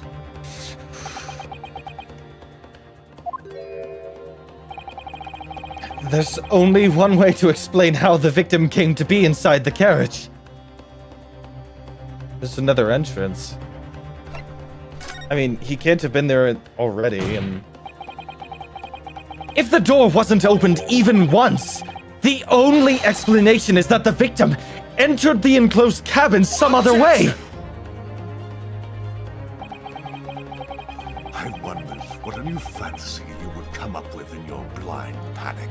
You're so quiet, Judge. Oh, boy. I wonder what new fantasy you would come up with in your blind panic. But behold! The omnibus is here for all to see. Only one side of the enclosed cabin is furnished with a door. The other has only windows. Fixed windows which cannot possibly open. In short, there is no entrance to the cabin other than the door. But there could be! There's one possibility you haven't considered. Oh, really? Yes. One other way inside that isn't the door. Another opening. The use of which allowed the victim to appear inside the enclosed cabin. The roof? All right, counsel. The defense will identify the location for the court. Here is the omnibus of which the incident occurred. Here in my garage. With my With my new omnibus. with my new omnibus. But you know what I like more than materialistic things? Objection! I like the copious amounts of information, also referred to as knowledge. Knowledge. Where on earth is this entrance by which you propose the victim entered the cabin? The roof. Gotta be the Skylight. The answer is obvious! It can only have been the Skylight! I say, the Skylight? Objection! Your ludicrous proposal almost has me lost for words. However... Objection! The Skylight may well be large enough for someone to pass through! Objection! So you claim. But do you have a shred of evidence to support your addled brain theory? Both Mr. McGilded and Miss Ledstrand said the same in their testimonies. They each claimed to have heard a loud thud, such as the noise made by someone falling to the floor. Yes. Which has already been explained. As the sound of the victim falling from his seat having been assaulted with the dagger. Listen to that fucker fall. A cadaver. Yes. Yeah. Yes, it has. But would a man slipping from the seat onto the floor really have made such a loud noise as the witnesses describe? A noise loud enough to cause Miss Lestrand to let out an involuntary cry, in fact. Good gracious! Perhaps, in fact, that was the moment that the victim made his entrance into the cabin. No, let me rephrase that. The victim didn't enter the cabin as such. He fell into it! Objection! You're now suggesting that the victim fell through the skylight into the cabin.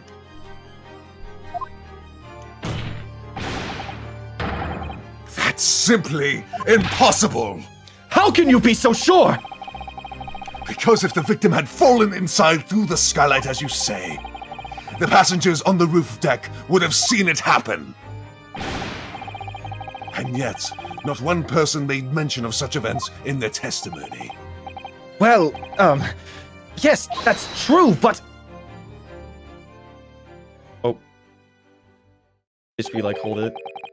But, humble feller, make a wee comment here. Mr. McGilded? To be sure. Now, the two fellas who sat on the roof that testified before said nothing of a victim falling through the skylight. But it seems to me, Mr. Lloyd, tis not so much a case of them not saying, but...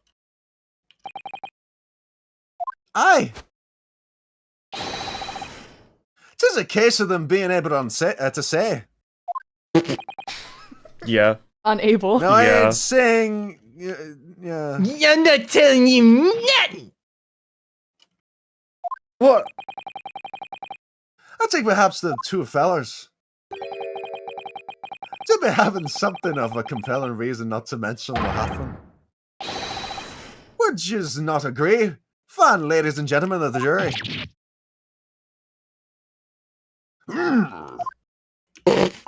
Oh, my goodness. Surely not. Those two chaps on the roof. You mean the ones who stuck that knife in the men?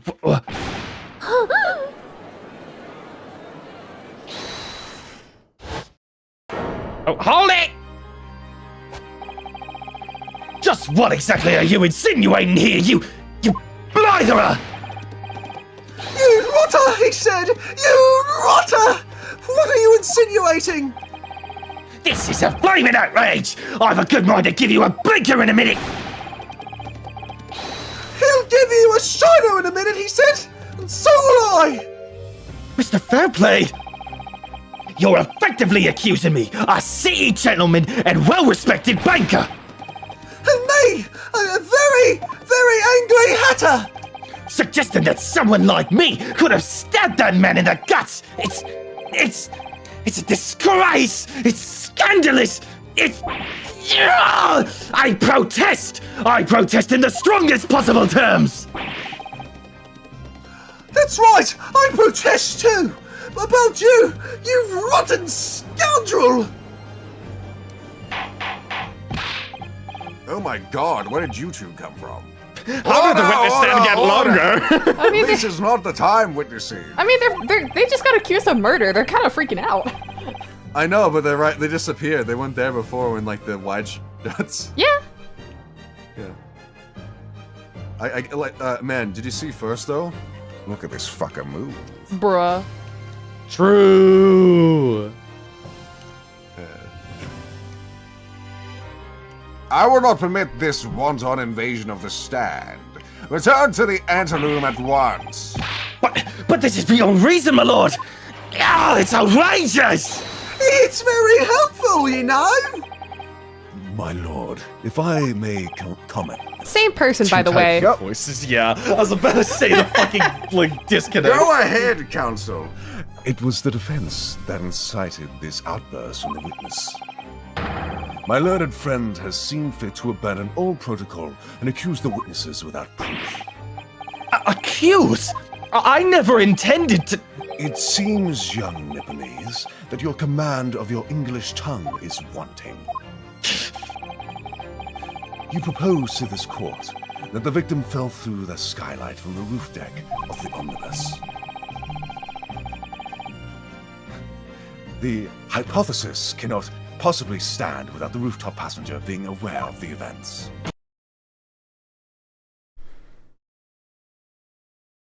Yes. I'll be there soon. Oh my god. God damn, we're using all the fucking words. Also, is Red here? There was a phone being called. Yeah, I heard a. I'll and I- read it I've- through again. Yes, please, hold on. Yeah, go for it. Oh, I guess all of it. You propose to this court that the victim fell through the skylight from the roof deck of the Omnibus.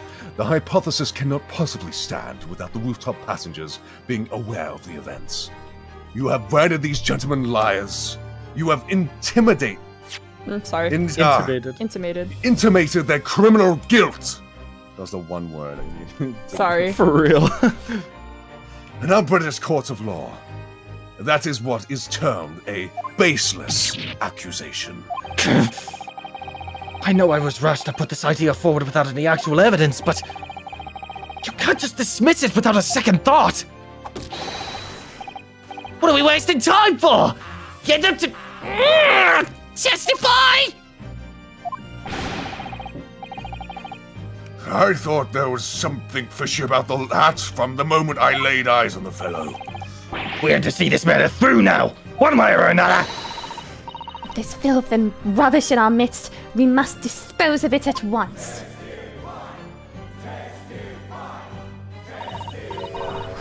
What's happening, Mr. Naruto? The spectators in the public gallery they're in a complete frenzy. Mr. Fairplay and Mr. First. Oh, my lord. Who said that? You will take the stand again and make another formal testimony in reference to the indictment brought by the defense. Yes. I didn't see. I didn't come to here to see this. I didn't really read There's no that. time to think this through. All I can do is keep pushing forward. Until my enemies are destroyed. Until the enemy of my enemy is my friend. Alright, y'all. Attack on My Titan. my mom has called me for dinner and she's going to keep calling me until I go, so I will be back. Y'all have fun. Okay. Say something silly. Something silly. Something hunty. Monster Hunter. Something hunty. Monster Hunter. You ever hunt monsters? Serving hunt. McGilded borderline looks like a wider Rumpelstiltskin in disguise to me. I said that last stream. He looks like Yeah, the fucking Rumpelstiltskin. Yeah. I did a play that was a bunch of the Brothers Grimm's fairy tales, and one of them was Rumpelstiltskin. The other was Ashputtel, which is the old name of Cinderella. And what was the other few? I played the evil stepmother in that that one. There was also, I think, the Hare and the Tortoise. I think, or it was something similar. I think in that one, the hare just dies of a heart attack. That was crazy. Damn. Hmm. Oh, fuck it. Oh, fuck. Oh no, Skipper!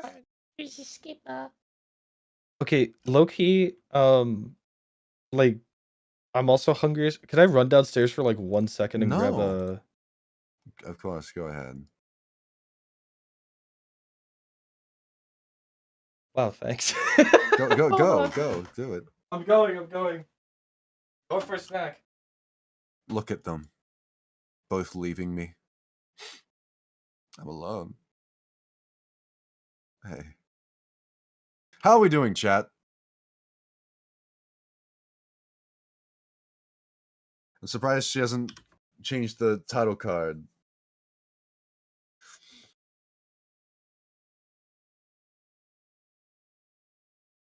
Maybe. We'll see how that goes.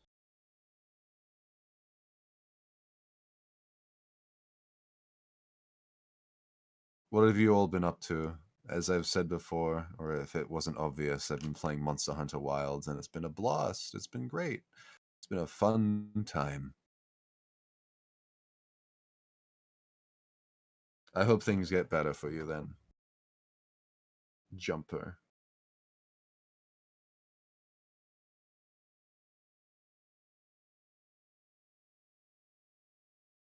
Alright, Sales. TMI.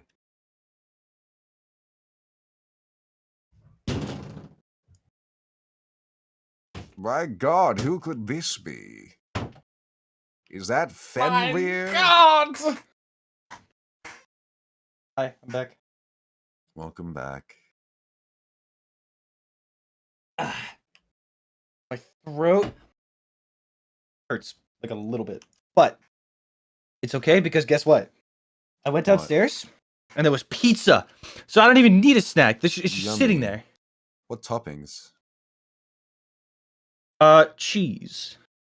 Nice, cheese pizza. I never had a Texas pizza before, but I hope it's as good as New York pizza. It's not. Oh, that's unfortunate. It's okay though. I've had Texas steak before, and that was amazing, though. Yeah. Mm-hmm. I had a big That one at a shit's so Texas good. Roadhouse. I never been. I bet it's good. Yep.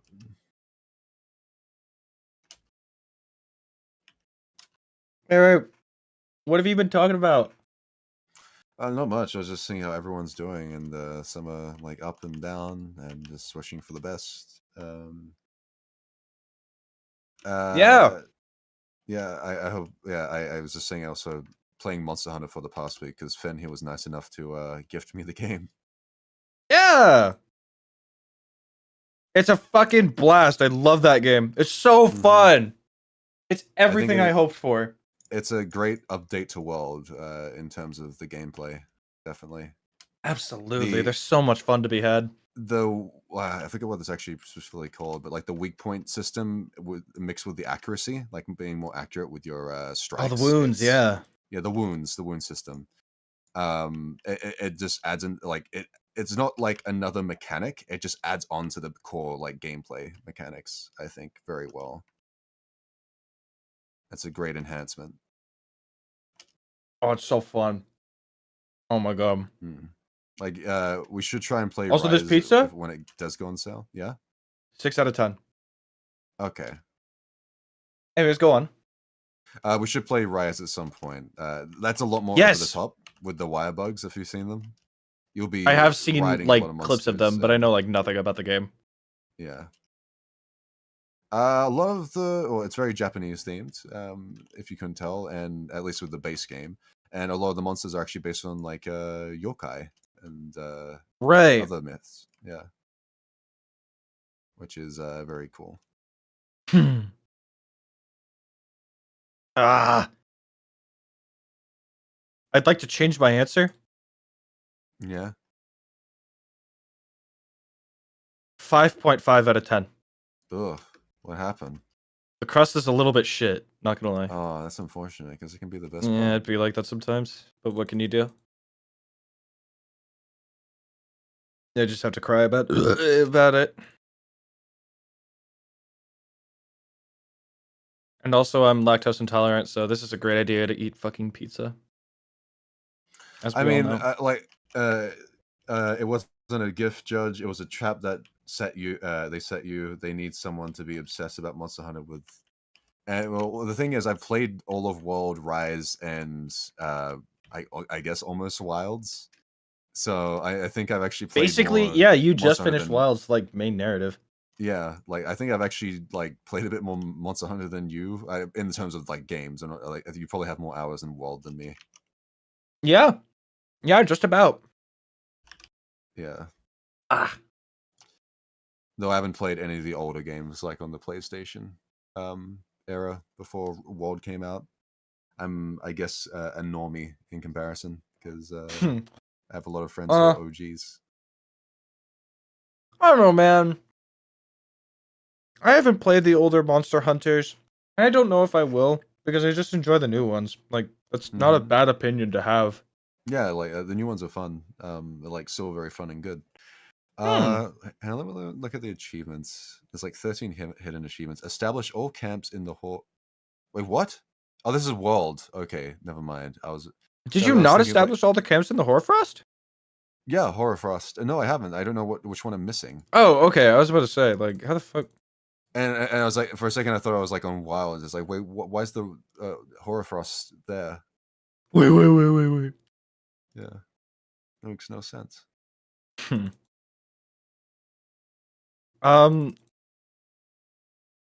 Yeah. Customize a pop-up tent for the first time. I guess I should do that. Complete your first investigation. Hunt many different large monsters. Okay. Yeah, I only recently did that one. So tasty. Successfully cook a well-done steak for the first time. I haven't actually got any meat in my inventory. I should just go to my tent to do that. You should. Oh yeah, that's right. So I also very recently hit Hunter rank 100. Very nice. I know. I feel like such a low life. No, I don't actually. I feel very proud of myself. Mm-hmm. I'm very cool. How does lactose intolerant feel? Every time you have cheese or milk, it's a disaster. Oh my. Just imagine that.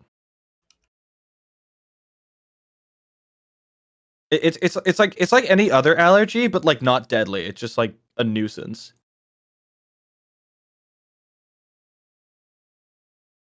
Case in point, I'm also having milk with this.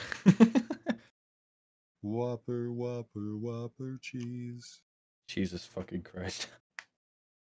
When I was fishing for that Whopper fish, I just had that running through my mind.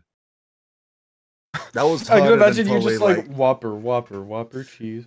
Yeah, that Whopper fishing was probably more like took longer than like most tempered monsters I'll fight. Like Arkfeld. Wait, is Arkfeld? Arkfeld? The chain, like the guy with the monster with the chains, the final boss that I fight in the game. Yeah, Arkfeld. Yeah, Arkfeld. Easier time, honestly. Less time than it took me to get a Whopper fish.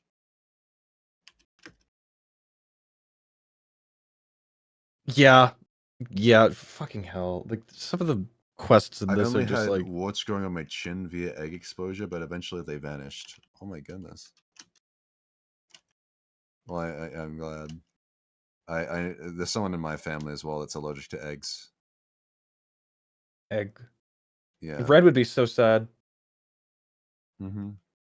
Well, it was concerned that I may have been allergic to eggs because I didn't eat eggs for the longest time. But I tried them at my grandfather's at one night, and yeah, no reaction other than deliciousness. The last time I had eggs, I was hugging the toilet for 4 hours. Ooh. But were I'm not you allergic laying to an eggs egg? though. Are you a bird?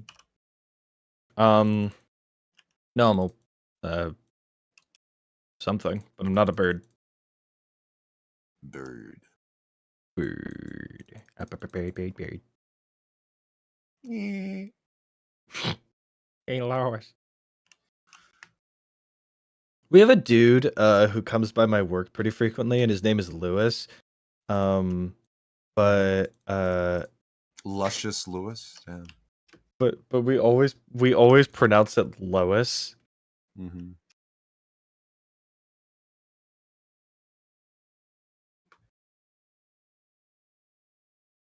Yeah, so Esther hasn't put it onto like the intermission screen, so it's just showing like. Oh, so it's just like fixing fucking his hat. First fixing his. Like, If I stand perfectly still, they can't see me. Mm-hmm.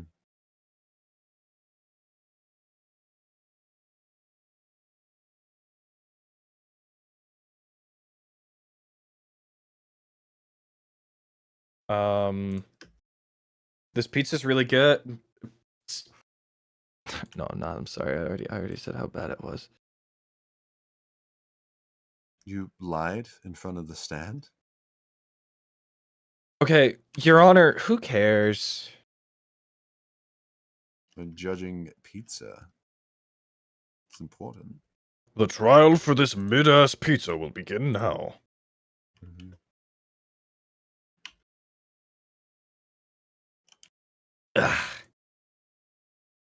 Did you remember those videos like a few years ago that were very clickbaity, where it's like, oh, Titanfall 2 didn't just die, it was murdered?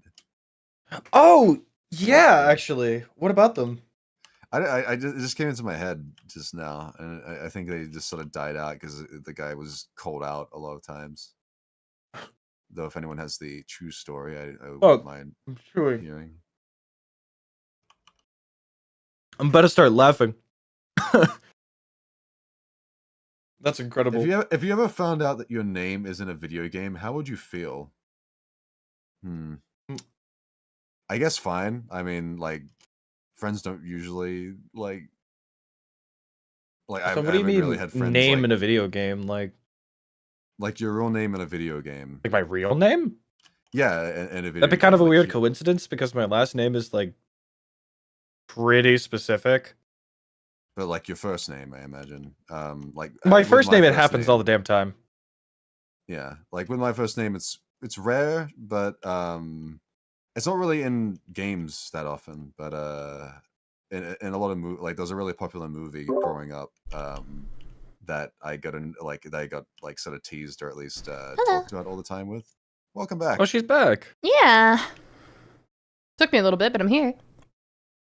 Welcome back. I'm still eating pizza. Your pizza. Yeah. I had tacos. Oh wow. Yeah. Wanted pesto tonight though, so I'm a little bummed. I'll have it for lunch tomorrow.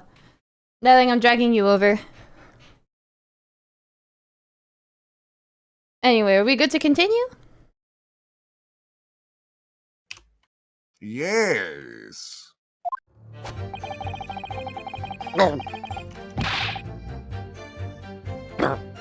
Really choking on that pizza, damn. We were the only two people up on that roof, dead or alive. I can swear to that. Someone say tacos, Latina noises. Thank you for the two, Nana. Yeah, taco. If anything happened here, if anything happened where we were sitting, don't you think one or the other of us would have noticed? In any case, neither of us know the first thing about the victim. We had no reason to kill the man. The Skylight was shut the entire time, I tell you! We couldn't possibly have opened it! If you're so sure the victim fell through the Skylight, where's your proof? Okay, present something there. Awesome, thank you. I must say that on listening to this testimony, it is somewhat hard to imagine how either witness could have performed any malevolent act upon this open rooftop deck without the other noticing forthwith. That's right, you see? We're innocent! I tell you! Oh, logically, of course, the argument falls down if the two of you were in collusion with one another.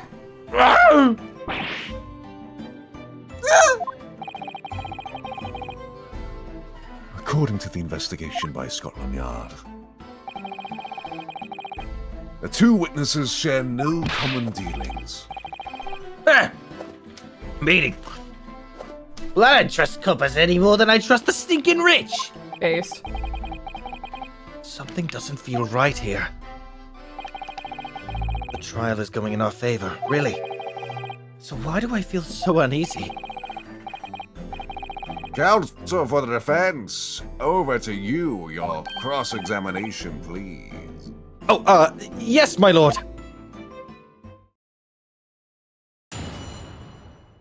Okay.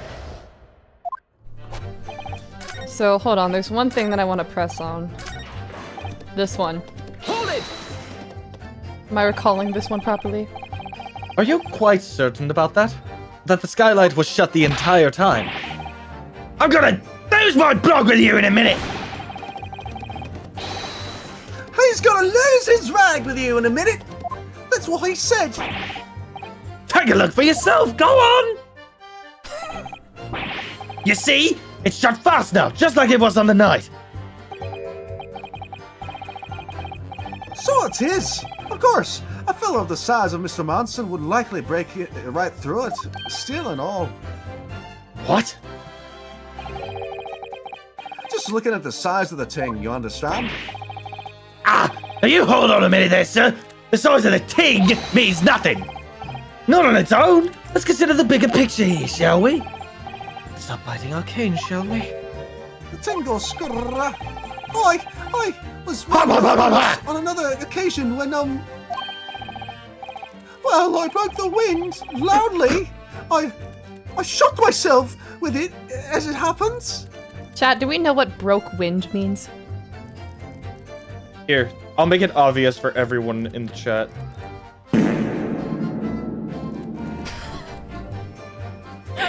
Man, I bet I knew what that was because I didn't hear it. Sounded deadly. This is an unexpected confession, Mr. Fair. He's just like, why the fuck are you telling us that? I just mean to say, well, the point is, I tried to open the Skylight, you see. Oh, but just my luck, I couldn't make it budge. The stench was terrible. Everyone was looking daggers at me, sir. I went as red as rogue, I did. Or red as rouge, but there's no tick. Are you expecting me to sentence you? I know, sir. The point is, Skylight can't be opened. I tried and tried when I was inside the cabin of Shane. Hello. Excuse me. I love her voice. Do you have something to say about that, Miss Lestrade? I love her cat smile too. She's so cute. Best She's girl so for cool in real. 3. Miss Lestrade! What are you typing, Jet? Testimony. Testimony. It opens. Hmm? The Skylight. That is what we're talking about, right?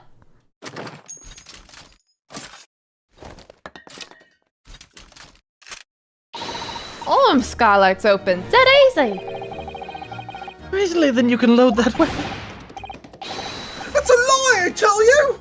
Otherwise, when I broke wind, You can't do it from inside, you mug. Oh! Look, a few weeks ago, I was up on the roof deck of one of them drags, and I had a great hole. I mean, I had pisses coming out my ears.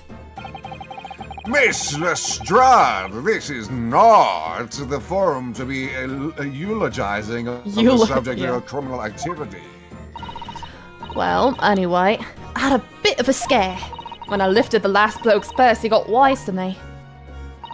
All 4 of them surrounded me, so I couldn't hop off the bus and leg it. So what I did was I used the Skylight, opened the catch and jumped right through. What? Yeah, catch from Skylights is on the top side, that's why you can't open them from the cabin. Oh, fuck, shit.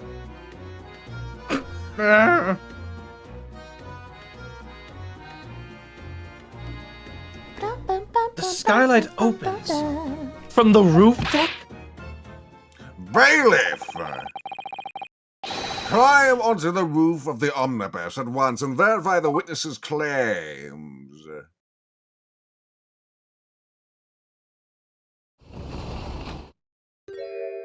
Yeah. Ah! Oh my hat! See?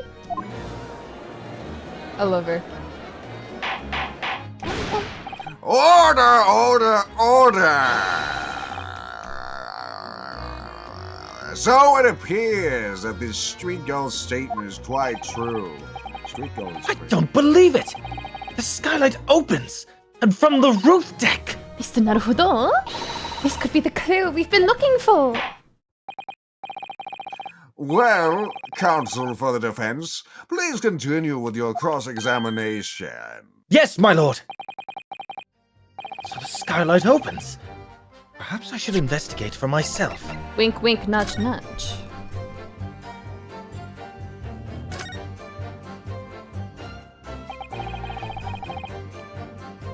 So the skylight was fashioned shut before. But now the catch has been undone, we should be able to open it. Hmm? I guess we can't see it very well from this side.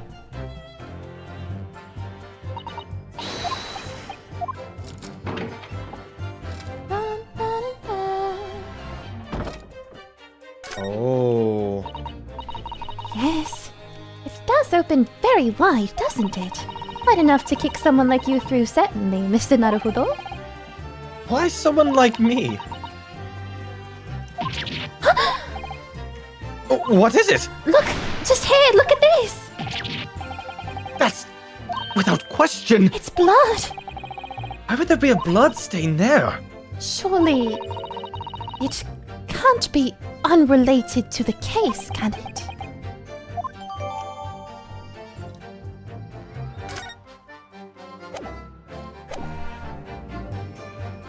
Okay. If you share the victim fell through the skylight, where's your proof? That's beautiful. Objection! On the night in question, the victim was fatally stabbed in the stomach. And immediately afterwards, the victim's body was pushed through the skylight into the cabin below. Those are the facts, and the irrefutable proof remains clearly visible in the omnibus that stands before us today in this very courtroom. What? That's utter humbug! Ah! You can't possibly have any evidence! No, you can't! I mean, we didn't do it, I tell you! It's impossible! Irrefutable proof. Here, in this courtroom. Counsel, My lord, I believe everyone would appreciate a little clarification here. Could be anywhere. Yeah, where exactly is it? Yada, yada, yada. You will point out what it is. Yada, yada, yada. It is. Got it! By Jupiter! Is that blood? Blood? Crimson, copper-smelling blood. Sorry. this bloodstain proves two things. Why did you say it That like? I'm Garth Marenghi. Shut up! I'm sure like the vast majority of our viewers have not seen Garth Marenghi. No, Which is a but they shame. should. Firstly, when the incident occurred, the skylight of the omnibus was open. What? And secondly, the victim was already bleeding when he fell through the opening. Oh my! And so it follows that Mr. McGilded, who was inside the enclosed cabin himself at the time, cannot possibly be guilty of this crime!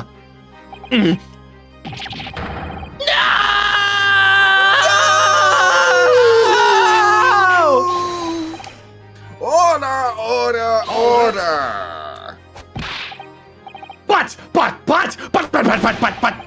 But the blood could have sprayed up there when the fellow was stabbed inside the cabin! And only found its way to that one particular spot on the skylight. Sure! And that would be very convenient. And let's keep in mind that the skylight catch can only be unfastened from the roof deck. I myself wouldn't have been able to open it now, would I? But, oh, There's no way to know for certain, is there? If the gent really fell through the skylight, I mean. Why don't you have a good look for... Why don't you have a good look at the floor of the cabin between the two seats, Mr. First? It's all too plain, if you see. There's the aftermath that shows the poor fellow dropped from a fair height, right? There's no... There, so it is. But it can't be! It's all lies! My fellow jury members. My fellow We can all Americans. agree that this is clear proof that the defendant's innocence, of the proof of the defendant's innocence. Can we agree? Miller? I believe we can, yes, sir. It's clear to me now where the filthy rubbish can be found in this courtroom. So, they thought they could pull the wool over my eyes, did they? I won't tolerate any of the guild's carriages being sullied with blood. I won't tolerate it! Oh, I always knew that nice gentleman who gave us that delightful park couldn't have done such a thing. On three then, everyone. 1, 2, 3! Objection! Leg. Fuck! Chilling performance, Mr. McGilded. Chills down my spine, more like. No, for real. Oh! And what would you be referring to now there, Lord Van Zeeks? A blood stain on the frame of the skylight. Such evidence is null and void. What? Why? For one extremely simple reason. That smear of blood never existed. What are you talking about? It's there for all to see, and it's clearly blood. I personally attend Scotland Yard's investigation of the Omnibus. The officers involved went there over the carriage with fine-tooth comb. So I can state with absolute certainty, no such smear of blood existed in the carriage. At least, not until this trial began. But Are you suggesting, Lord Van Zeeks, that this stain of blood was... fabricated, my lord? And while this court has been in session... what?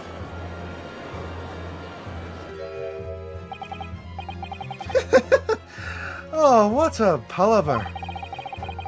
I must say, I didn't expect such crude reasoning from a prosecutor of your standing, Lord Van Zeeks. But I'm Magnus McGilded, a fellow known all over the capital for his fine contributions to public life. I don't take kindly to slander, and I'll fight it to the bitter end. Even if it's rolling off the tongue of the Reaper of the Bailey.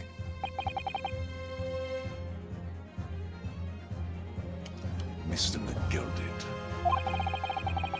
I realize that this is your first appearance in court as the accused. However, I am well aware of your involvement behind the scenes in a great many affairs of dubious nature. You're very adept when it comes to avoiding getting your own hands dirty. And each time it happens that a case you're involved in is investigated, you adapt to the facts. Adapt to the facts? What does that even mean? When you wield a fortune the size of Mr. McGilded's, however, ill-gotten it may be, nothing is impossible. Tampering with evidence, manipulating the scene of a crime, bribing witnesses. I toast you. I toast your ability to concoct the most convenient of stories, sir. Lord Van Zeeks, this will not do, to be sure. Will it now, counsel? No! I think it's fair to say, this does all sound like a rather far-fetched excuse by a desperate man. The blood on the Skylight didn't exist, you say?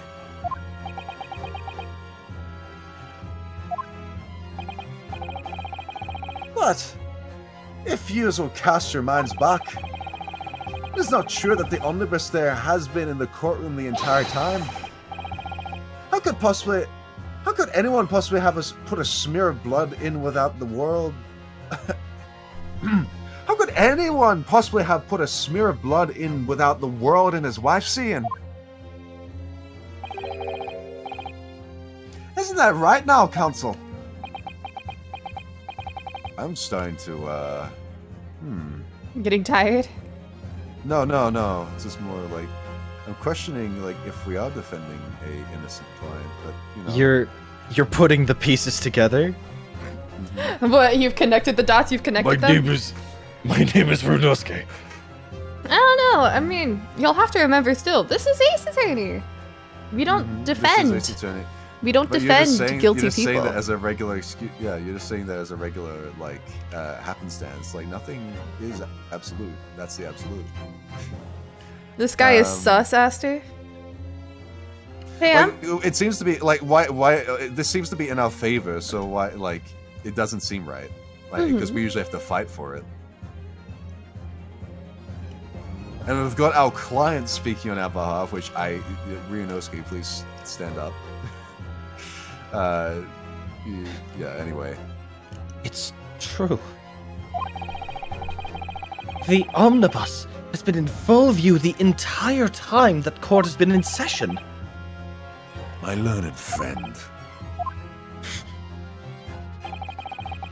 Here's to hearing your opinion on this matter.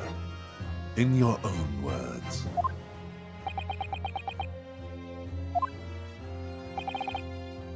As you wish. Could someone have tampered with the Omnibus during this trial? If you're asking me, I think it could have been possible. what do you think, Judge? It could have been possible.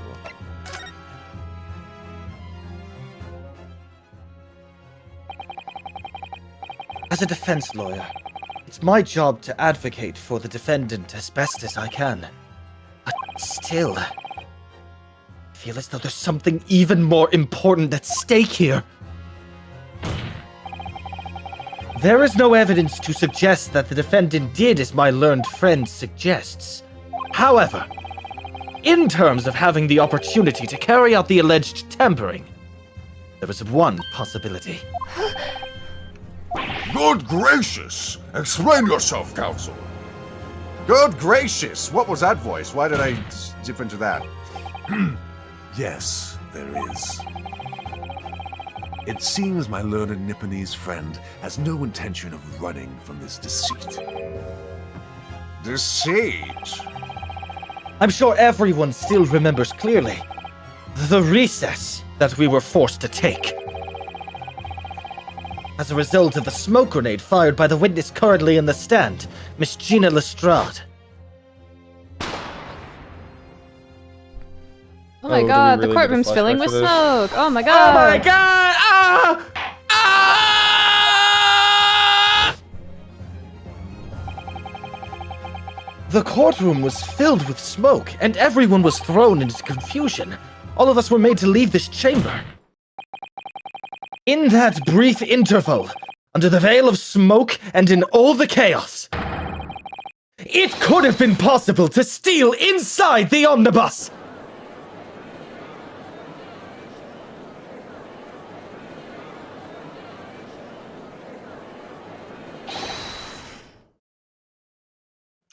Are you wise? What are you trying to pull, you rotten feckless gauger? Feckless Gauger? Gouging? Gouger? Like gouging. I know, Yeah, I was just gouging, making. Yeah. Gouger? Shut up. You're supposed to be defending me. There's a wicked plot. There's a plot to undermine this, so it is. Whatever you think it is it changes nothing. The facts are the same. After this courtroom was evacuated earlier as a result of the smoke grenade, a number of inconsistencies materialized in relation to the Omnibus. Inconsistencies? Such as? To start with, the storage compartment underneath the rear passenger seat. When the police investigated the Omnibus, this compartment was full of the driver's items. Secondly, we have the smear of blood on the edge of the skylight. As I have said, that was not present at the start of the trial this morning. Get a bit closer. Every time you say that, it cuts to the judge. Oh my God. Yeah, I live like this.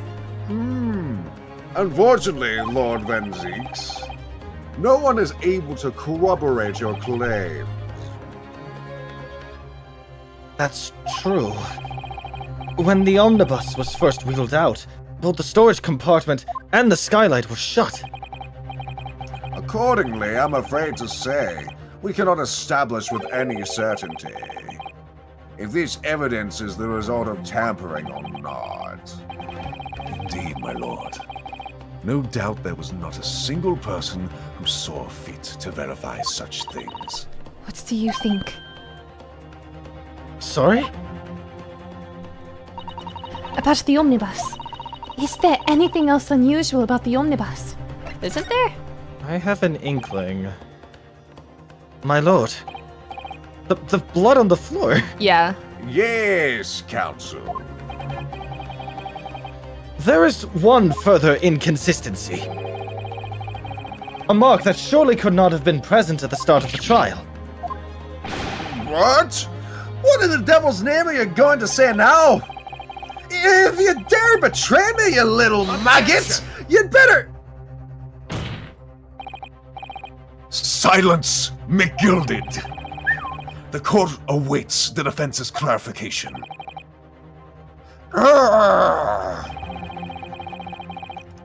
Trial keeps swinging one way and then the other. I have no idea what's the truth and what's deception. What am I supposed to believe here? I shall have to ask you to elaborate, counsel. Where exactly is this alleged mark that you claim appeared at some point? It's the bloodstain on the floor. Oh, fuck. Oh my god. Present. Kokoda? If we consider that the victim fell through the skylight onto the floor of the cabin, you would certainly expect to find signs of blood where he landed. But as far as I recall, this blood stain on the cabin floor was not there when the omnibus was first brought into the courtroom. Good lord! I'm thinking of starting a new pop punk band called it Blood on the Omnibus floor.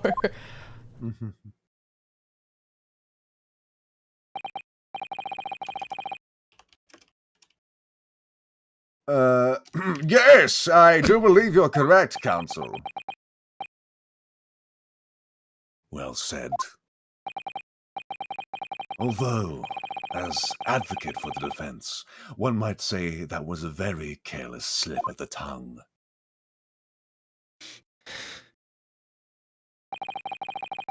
I believe that bloodstain on the floor is a decisive piece of evidence.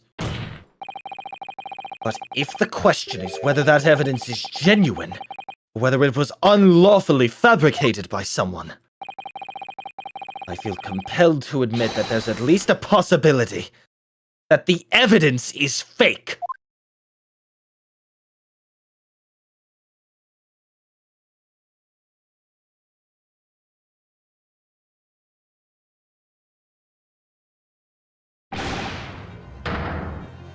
Oh, wow.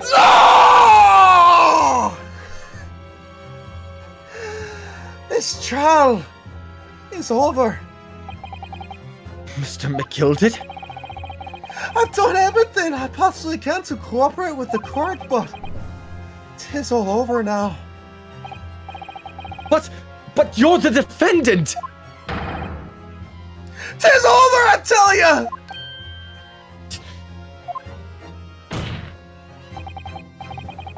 Memory! Recollection! What people think they saw! 'Tis all nonsense!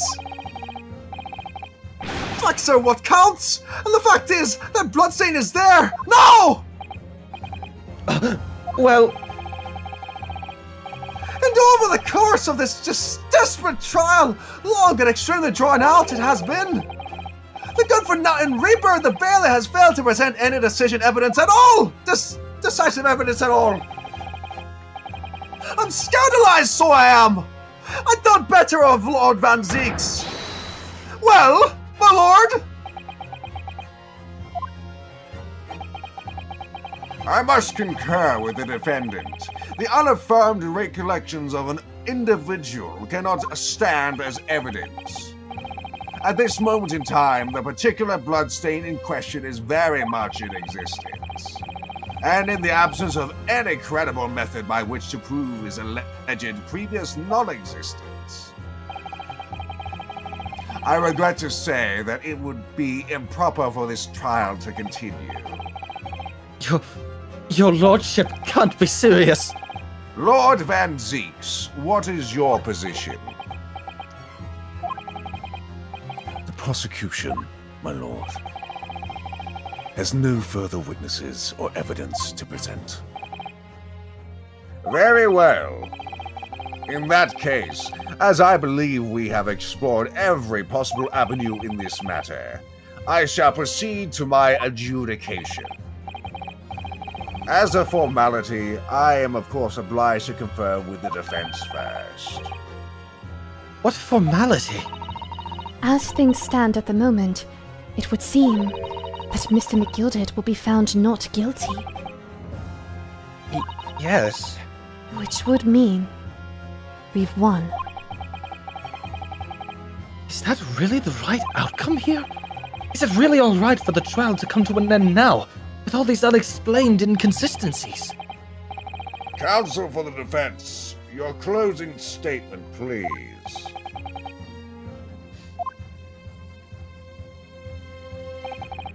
Yes, my lord. The defense believes...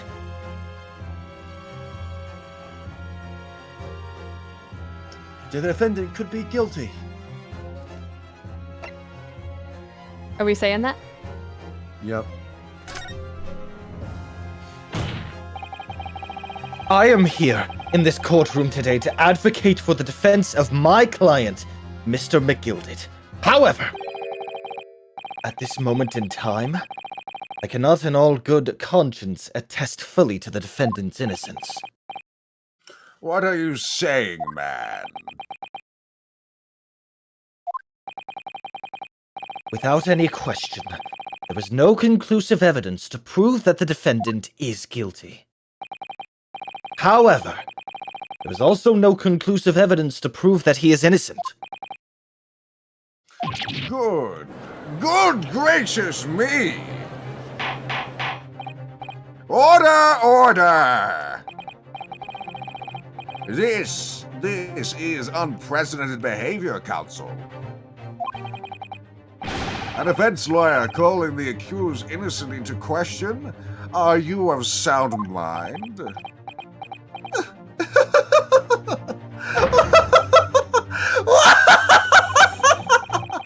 Oh, 'twas a grand decision to appoint you as my lawyer. So it was a grand decision. What? I must say, I didn't expect quite such an exciting spectacle at the end there, but still. Here! Think fast, Chucklenuts. Have this for your troubles. Your job here is done, fella. And some fine work you've done, so you have. What do you mean? 'Tis just as the right honourable gentleman so succinctly put it afore. The trial can't go on anymore. And your closing statement there was, how did he put it now? Nothing more than formality.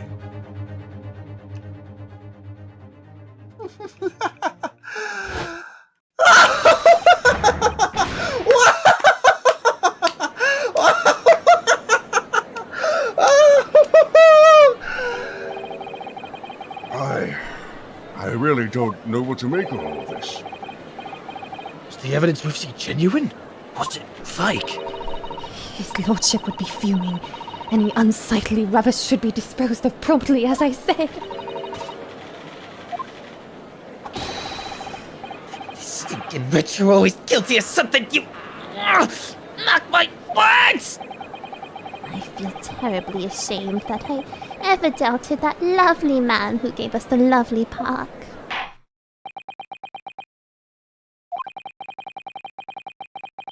No, now the proceedings have unfolded in this way.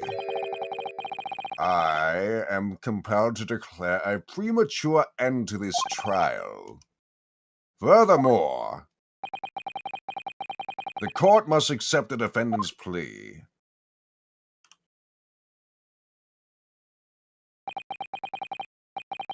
I thank you kindly, my lord.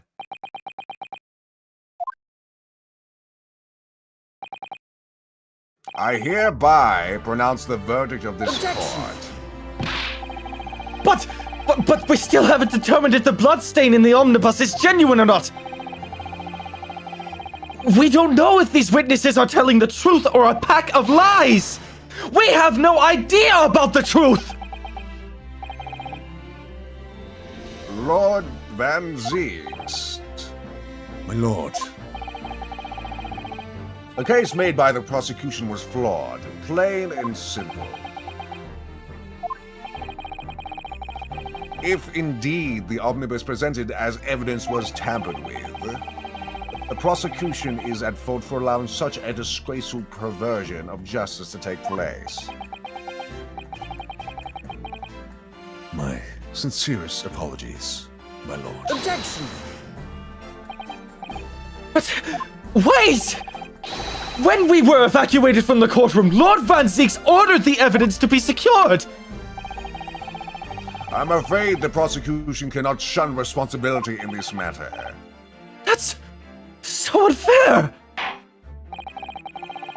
The culpability of the defendant has not, at the present time, been established by this court. Consequently, the jury will not be required to proffer judgment. What?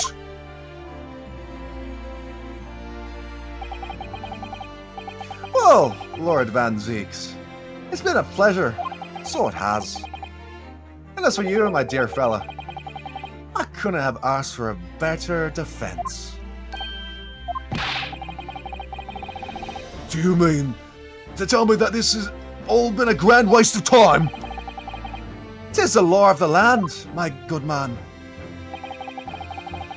If you'd like to pursue this matter further, you can always go ahead and try to change the law. Magnus McGilded. Good grief! You're more to say to me, have you? Just one thing. A warning. This is far from over. Well, something to be looking forward to then.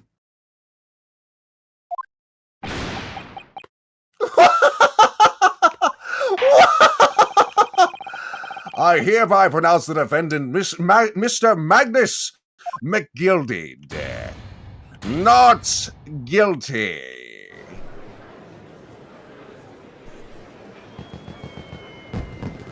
Yay.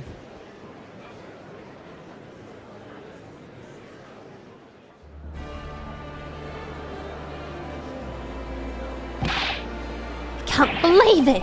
This is an outrage! They should have examined the evidence more! What are you talking about? The man's been cleared, he's innocent!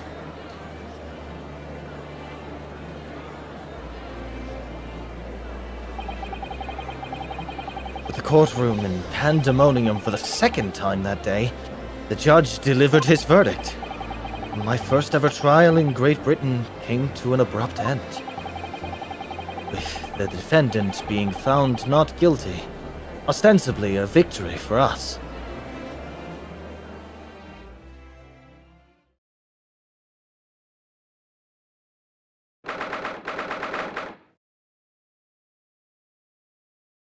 How are you feeling, everyone? Oh, you know. Yeah, it's a hollow victory. Yeah. Yeah, does feel a little hollow. Feeling shitty at the edge of my seat, not gonna lie. I was right, but I think I feel like I caught on a little bit later because I remember saying it like at the beginning, and then you're like, no, of course not. It's Ace Attorney. It has to be. It's like, okay, I trust Master. But then, yeah, when it happened again, I was like, nah, it has to, like it's too much in our favor, and that's never how it works in Ace Attorney. Mm.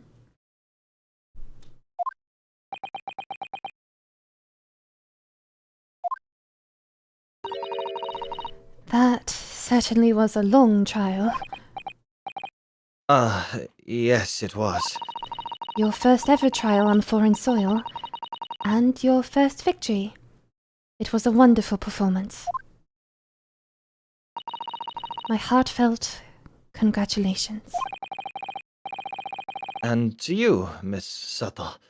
Thank you for your assistance. I suppose we should be happy. The trouble is, we're still completely in the dark about what actually happened. Well, we didn't have enough time. But isn't it wrong? I mean, who was actually responsible for Mr. Mason's death? We don't even know that! The sole aim of the defense is to obtain a verdict that exonerates the defendant. You carried out your duty to perfection. McGilded, most definitely. Aye, that you did. It's me, Sherlock Holmes. No way! Aye, that's Look, it's Sherlock Holmes. aye, that you did. Mr. McGilded. And that girl is with him too. Well, it seems the stories are true. Oh? What stories? About the 6 enormous fireworks they'd be letting off when there's a verdict of not guilty. I'm sure you have seen them now. Spectacular, won't you say? Yes, definitely. I heard it was a sight to behold, and to be sure it was. And I have you to thank, I suppose, for having an opportunity to see it. Whoa! I don't know about that. How does I don't know about that. I don't know about that. I don't know about that. I don't know about that. I'm not really sure I did anything. What on earth are you saying, fella? How did I walk out there a free man back then? I don't think it was so much thanks to me as down to your planning. He did the. He cocked the eyebrow. He's done the. Bro caught You're the a fucking... straight-talking fella, aren't you? I must say, you had me astray in the head there once or twice. That's you're a young and headstrong. Ah, 'tis water under the bridge. Congratulations, Mr. McGilded, on having your name cleared. But nothing's resolved.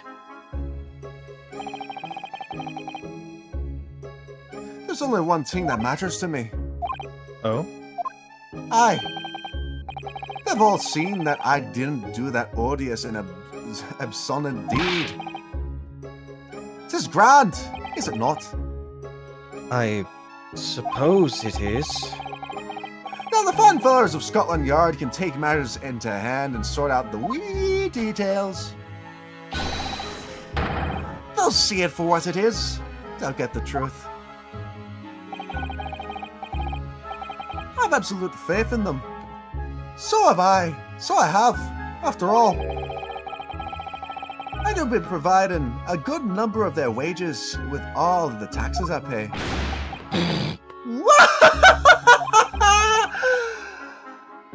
It's not that funny.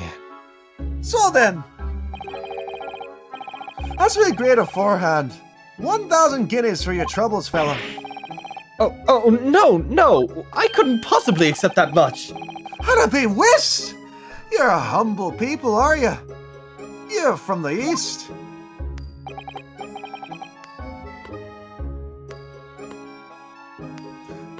Well, if you insist.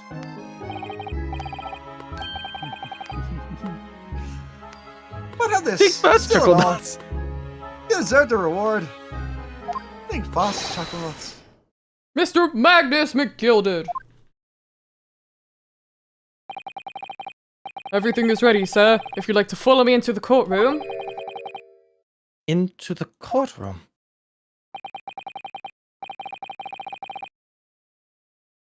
What's this, officer? 'Tis sooner than I was led to believe. Hope it's not inconvenient, sir. There were some changes to the schedule. Well, I must be making tracks now. 'Tis time for the inspection. I joined it. It sounded like you moaned. I was terrified. No, nothing like that. No, not this stream. Sorry? What inspection? Also, welcome in.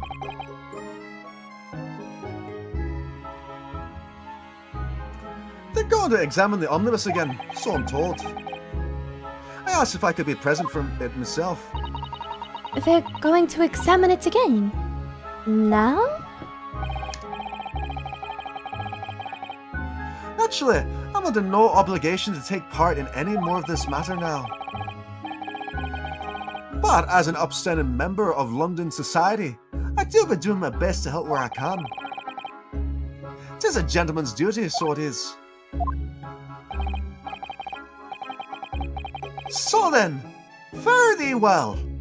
'Twas an absolute pleasure meeting yous.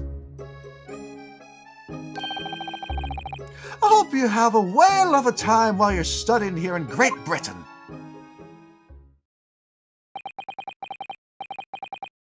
And there he goes. A free man. Oh, I forgot she was here too.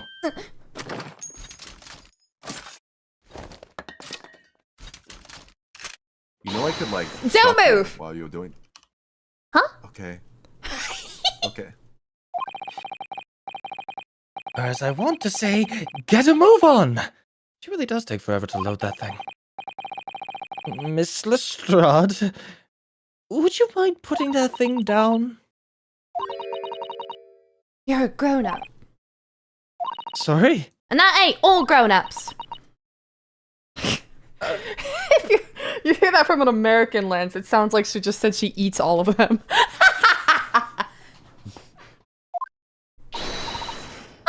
There you are! Naughty, naughty, running off like that. Is this some kind of picnic? Who's this little girl now? And taking that with you as well. I was looking forward to the trial run of my experimental smoke grenade launcher. Ha! Oh, do you want to play? You won't beat me. This is really funny. What the fuck is going on? I have a gun. I have a bigger one. That voice is perfect for her. Thank you. Excuse me, but who are you? Oh, good day to you. I'm, well, the inventor, I suppose, of that machine. The inventor? Well, normal smoke grenades are so dull, don't you agree? Why, in more white. If you have to be shrouded in smoke, it could at least be a pretty color, I thought to myself. Do we have to be shrouded in smoke, though? At all? I just took my eyes off it for a moment whilst I was changing onto a different omnibus and she pinched it. Luckily, I fitted it with a telegraphic beacon.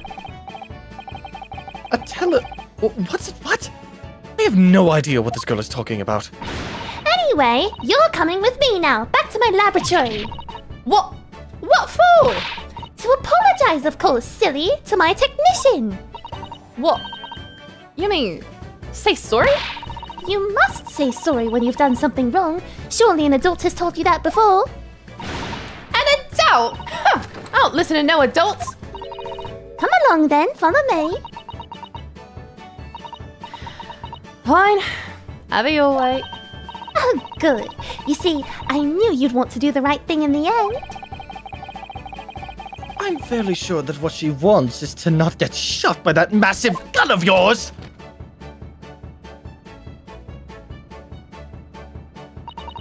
We'll be leaving now then. Bye-bye. I'm so sorry for all the fuss.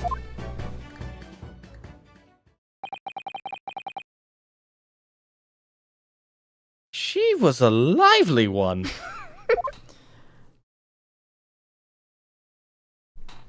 Telegraph bacon. Beacon, not bacon. Well, do you think perhaps we ought to be on our way now too? Yes, you're right. But where to? Oh,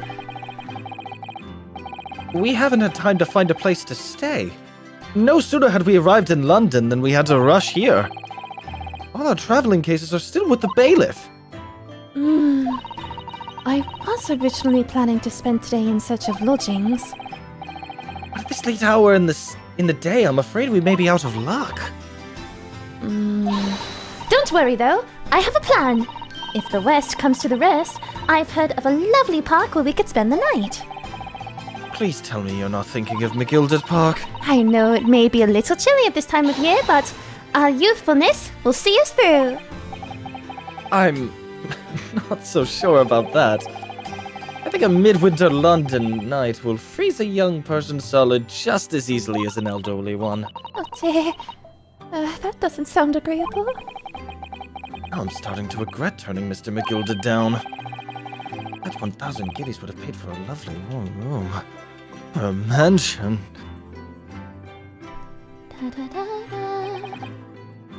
And so, the trial to determine my worthiness for the study tour was over by the end of our first day in London.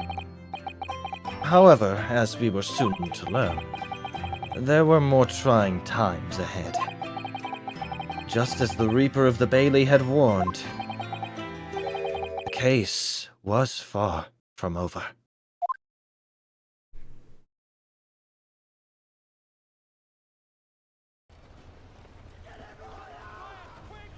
What's going on? Get the fire brigade! Water! Bring water, quick! What the? How did this happen? I don't know, sir. By the time I got here, it was already engulfed. No one was supposed to be allowed in here before we started investigating.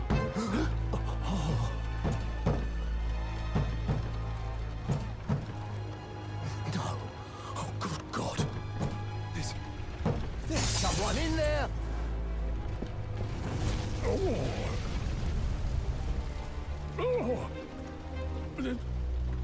This can't be.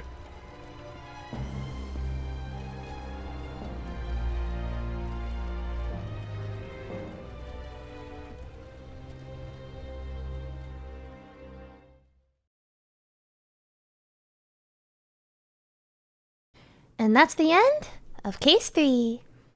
Woo! How are we feeling, everybody? Dad, Fucking eating my pizza. Dad, how are you feeling? I'm feeling alright. Like, yeah, I'm feeling alright. I liked it. I hope you all liked it as well with the voices. I'm not super hungry at the moment because we started a bit earlier. Oh, have you eaten? So no, I didn't eat today. Ada, go eat. I had a shower and some tea. Unnerved? Yeah. I remember, like, going through this for the first time, right? Because I went through, like, all of the Ace Attorney games in, like, quick succession.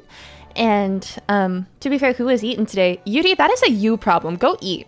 But I went through all of the games in quick succession, and I got to this case, and I remember by the end of it, like, because here's the thing, right? Whenever you finish a case in Ace Attorney, pretty much every single time, you have this sense of like, we did it. he found the bad guy, and they're in jail now, and all is well in the world. And this case leaves you with just this really nasty kind of like Unease. right? And it really stood out to me. And I remember just seeing this and being like, damn, like I want to know what happens next. But yeah, I like this game a lot. I'm honestly surprised that they didn't do a plot twist like this before. Yeah, like it took them until Great Ace Attorney to do it. All in all, like this Great Ace Attorney in general, I feel has a more serious tone compared to all of the other Ace Attorney games, which all have a little bit of a silly vibe to them, except for the Latent crossover. I feel that the Latent crossover also has a little bit more of a serious tone because it's kind of mixing the Ace Attorney and Latent universes, and like Latent games are generally not like serious through and through, but they have this sort of like elegance and mystique about them. But yeah, what Ace Attorney do you recommend to start with? I recommend either starting with this one, the Great Ace Attorney, or starting with the first Ace Attorney game, like period. It's just called Phoenix Wright Ace Attorney. I recommend starting there. Either that one or this one, or the Latent versus Wright game. That one's okay with too, because like the game was made to introduce people to both series, since they have a lot of overlap. It's like mystery solving and stuff like that. So start there, or start here, or start Ace Attorney 1. Any of them works. That said, I don't recommend too much. I mean, you can start with investigations, but I don't recommend it, frankly. And definitely don't start with Apollo Justice. I think a while back they said that you can start with that. Do not, period. Anyway. It's so much better if you play, in my personal opinion, yeah, play the first one, see if you like it, play the second one, then the third one. By the way, I haven't done any of this. The only first Ace Attorney game was Investigations. Yeah! Just because of you guys. Yeah, like it was just supposed to be me and Mugman when it came out, and then we saw Judge in VC, or not in VC, in the chat, and I was like, wait, and then we invited you in, and we stole you for the whole playthrough. It was 4 a.m. again, to clarify. And you nailed it! Yeah. Saving the stream just in case I forgot. Why are there so many? Are they like reproducing? They actually haven't made a new Ace Attorney game since like 2017, and everybody's been craving one, including me. I want more Ace Attorney because I love the series. Especially you, girl. Yeah, Capcom, but you know what it has though? Monster Hunter. Monster Hunter! Monster Hunter Wilds! Favorite child? Not really, it's Resident Evil, I would say. Yeah. I think it's between both of them, but yeah. But yeah, I'm praying so hard for for more Ace Attorney. But until then, I invite all of you to come on this journey with me through my favorite Ace Attorney game, and one of my favorite games of all time, honestly. I really, really like this game. Until then, mention Capcom, give us new attorneys to Ace. Real. You're silly dragged into this, judge casually being kidnapped. Yeah, basically. Man, I didn't realize that the judge sounded like that, so I guess he wasn't Matt Berry. That disappointed. I knew that. Good lord. And then you were like, I'm gonna make him Matt Berry, and I was like, why? I can change it for the next case. You can do whatever you want. But it was funny! That Von Zeeks is like on Wow. point. Like it's literally perfect. Like no notes. Wonderful. Amazing. Thank you. Anyway. Oh yes, It's fun, but also challenging to juggle and bounce between different characters and they speak after the next. Oh my god, tell me about it. That's true. When it was like Susato and Iris, that's her name by the way, Iris, and Gina in the same scene, I was like, whoa, whoa, whoa, whoa. By the way, I'd like, we're like, oh, this is the perfect voice for her. It's literally just her canon voice. It's a great pleasure to meet you both. My name is Iris Wilson. I made it a little bit higher, but it's basically just that. Mhm. But yeah, you managed this perfectly. Lord Strongheart has told me all about you. That you're a student who arrived in London but 2 days ago. A mere amateur. So good. Esther canon voice confirmed. Nah. Nah, they had a London-based studio record for Great Ace Attorney, and I am not in London. Anyway, Benseek sounds like Alucard. Let me look up the voice actor, actually, now I'm curious.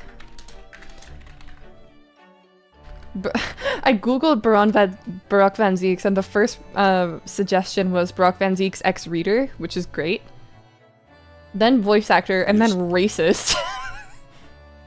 Which, I mean, yeah, he is. Anyway, let me look up this dude's voice actor.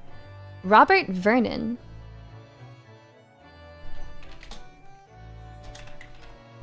Let me look his up. You should try to mimic her. That's what I'm trying to do. Except I'm going a little tiny bit higher, but that's about it. Known for Final Fantasy.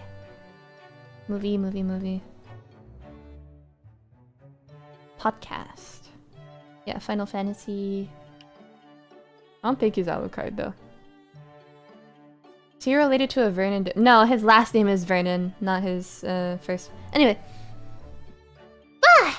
I think we're gonna call it here.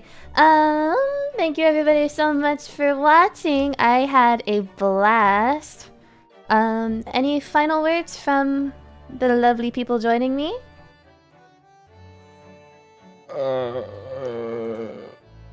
Give me more than that. Come on, you can do better.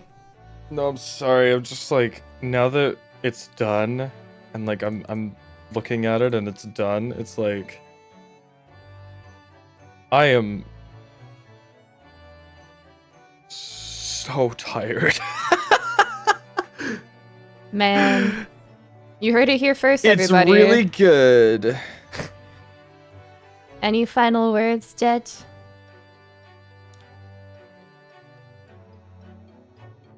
The quintessential look of a sacrificial attorney. The quintessential look Ah, of a sacrificial lamb. Yeah, you got it. yeah. Alright. Want to play Monster Hunter, Fen? Bruh. Alright, off we go, Later. everybody. Quintessential look of a sacrificial Monster Hunter. Yeah, okay. The quintessential look of a sacrificial Chatacabra. Bro. Alright, with that, everybody, thank you so much, and good night.